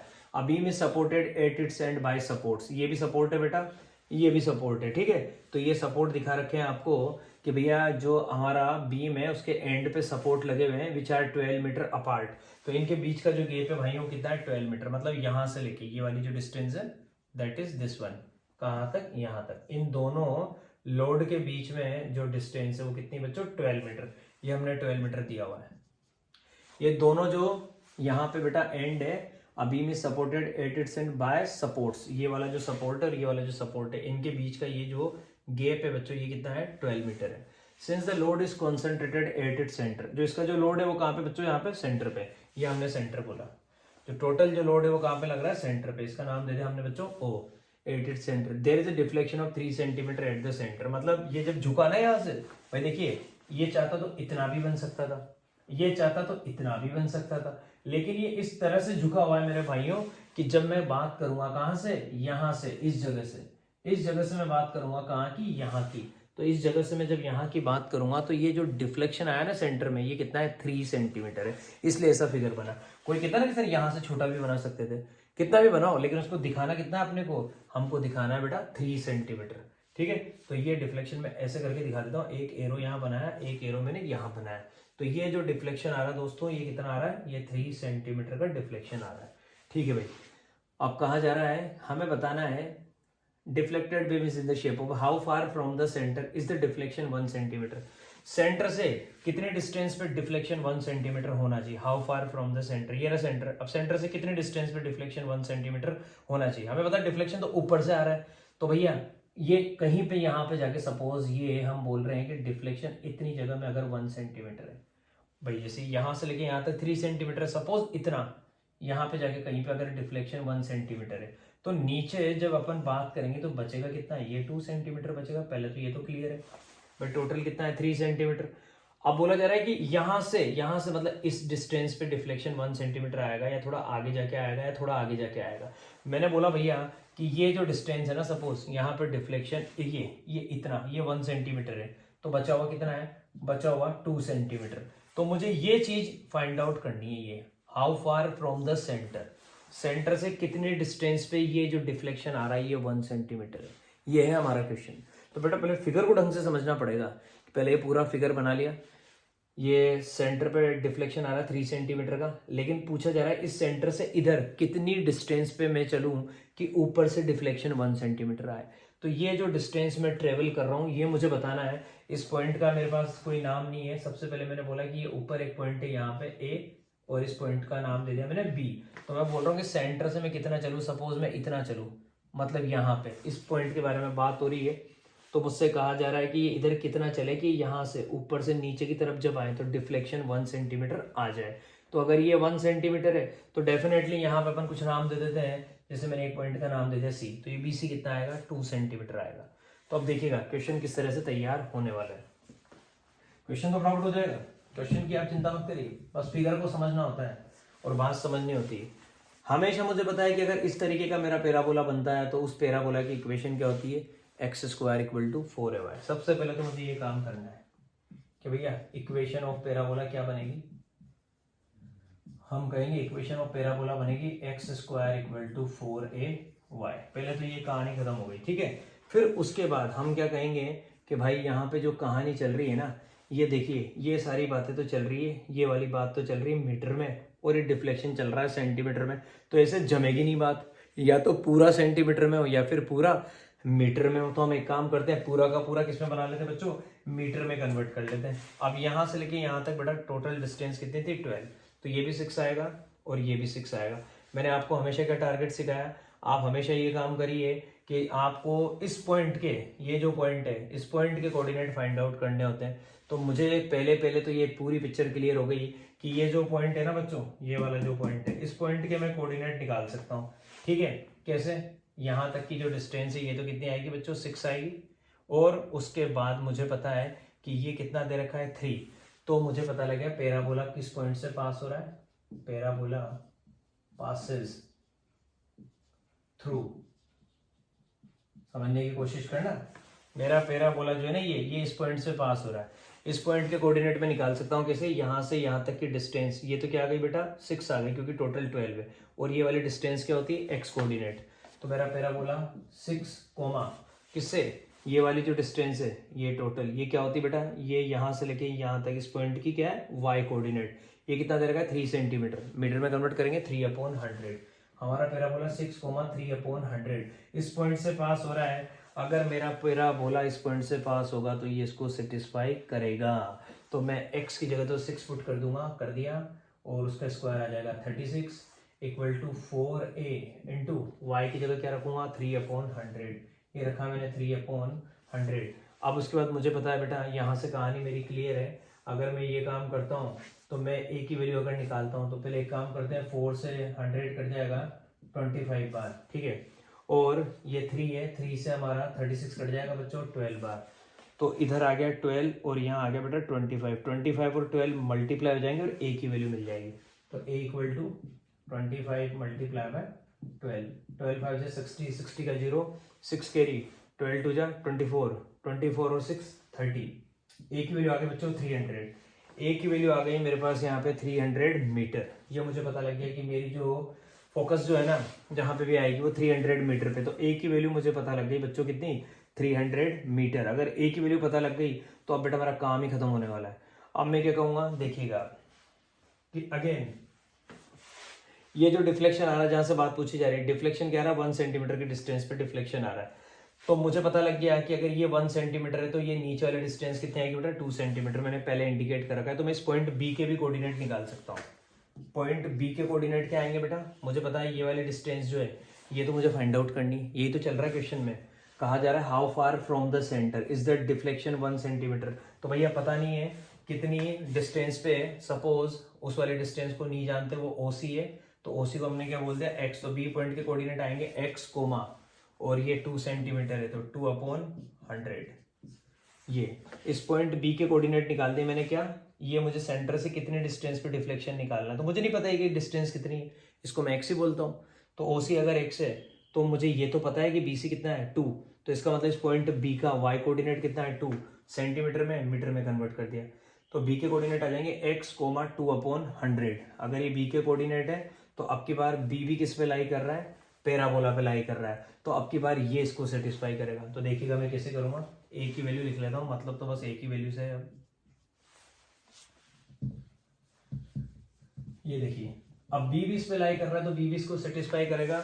बी के कोऑर्डिनेट है एक्स कोमा 2/100, तो एक्स की जगह तो एक्स ही रहेगा, x square equal to 4a, a की जगह क्या आएगा बच्चों 300, 4 इंटू 300 इंटू वाई की जगह क्या आएगा 2/100, क्योंकि पूछा जा रहा है कितनी डिस्टेंस पे डिफ्लेक्शन 1 सेंटीमीटर आएगा सेंटर से, तो यहाँ से 1 है तो नीचे से तो 2 है ना, तो ये 2 0 से पहले 2 0 cancel, x square equal to 4 3 12, और 12 टू जा 24, एक्स स्क्वायर इक्वल टू 24, ये आया। एक्स स्क्वायर इक्वल टू 24 मतलब यहाँ से लेके यहाँ तक की डिस्टेंस का स्क्वायर 24 है, तो एक्स निकाल लो रूट के अंदर 24। और रूट 24 को हम कैसे लिख सकते हैं बेटा, हम इसको लिख सकते हैं 6 4 जा 24, तो इसको ऐसे लिख देते हैं रूट के अंदर 6 इंटू 4, 4 बाहर आएगा, परफेक्ट स्क्वायर 2 रूट 6, तो आंसर आ गया एक्स की वैल्यू 2 रूट 6। इसका मतलब पता लग गया कि यहाँ से ये वाली जो डिस्टेंस है, मतलब 2 रूट 6 की डिस्टेंस पे डिफ्लेक्शन कितना आएगा 1 सेंटीमीटर। तो मुझे जो निकालना था वो x निकालना था, और आंसर आ गया बच्चों 2 रूट 6 मीटर। पीछे मीटर लगा देना, यही मेरा आंसर है। सब कुछ मैंने मीटर में चला रखा है। तो उम्मीद करता हूँ बेटा ये क्वेश्चन आपको समझ में आया होगा। और अगर किसी बच्चे को लग रहा है कि ये क्वेश्चन एकदम बिल्कुल अजीब सा है, डिफरेंट सा है, तो हाँ अजीब तो है, लेकिन आपको बात समझनी पड़ेगी। आपको इस फिगर पे ध्यान देना पड़ेगा कि यार कि ये ऐसा बना हुआ है, तो पैराबोला की इक्वेशन वो आएगी। उसके बाद पता है कुछ भी नहीं, बस एक शॉर्ट ट्रिक होती है, आपको हमेशा पैराबोला पे जो पॉइंट होता है ना उसके कोऑर्डिनेट निकालने आने चाहिए। और कैसे निकालता हूँ मैं, आप खुद ही समझ रहे हैं। इस पॉइंट ए के कोऑर्डिनेट कैसे निकाले, टोटल 12 था, हाफ हाफ हो जाएगा, एक्स कोऑर्डिनेट 6 आ जाएगा, वाई कोऑर्डिनेट आपकी ये वाली वैल्यू, बड़ा आसान है। ये कितना है 3, मीटर में कन्वर्ट कर दिया था तो 3/100 किया था, उसकी हेल्प से हमने ए निकाल लिया था। पूरा रिवीजन दे रहा हूँ, ए निकल गया था। अब ए निकलने के बाद क्या है, वापस इस इक्वेशन में लगाना था। लेकिन अब की बार क्या करना था, अब की बार ये करना था कि हमसे कहा गया था सेंटर से कितने डिस्टेंस पे डिफ्लेक्शन 1 सेंटीमीटर होगा। कितने डिस्टेंस पे मुझे नहीं पता, मैंने बोला सपोज इतने डिस्टेंस पे होगा यहाँ पे कहीं पे जाके, तो ऊपर से चल रहे हैं ना 1 सेंटीमीटर, तो नीचे से कितना आएगा 2। तो मैं इस पॉइंट बी के कोऑर्डिनेट निकाल के आ गया कि भैया एक्स का तो पता नहीं क्योंकि वही तो निकालना है, वाई कोऑर्डिनेट पता है कितना 2 सेंटीमीटर, और वो गया और यहाँ पे पुट किया और हमारा आंसर तैयार है। ठीक है दोस्तों, तो उम्मीद करता हूँ पैराबोला सभी के बहुत अच्छे से समझ में आया होगा, क्योंकि मैंने ढेर सारे क्वेश्चन बताए आपको। वरना जनरली टीचर्स क्या करते हैं, पैराबोला के जो सिंपल वाले क्वेश्चन है वो बता देते हैं, और जो वर्ड प्रॉब्लम वाले क्वेश्चन है, तो वर्ल्ड प्रॉब्लम ही तो सबसे इंपॉर्टेंट है भाइयों। तो वर्ल्ड प्रॉब्लम का मैंने एक एक क्वेश्चन आप लोगों को बताया है, आपको समझ में भी आया होगा। और जिन बच्चों को लगे कि यार एक बार में समझ में नहीं आया, दोबारा फिर देखिए, आपको मेरी पूरी बात क्लियर हो जाएगी।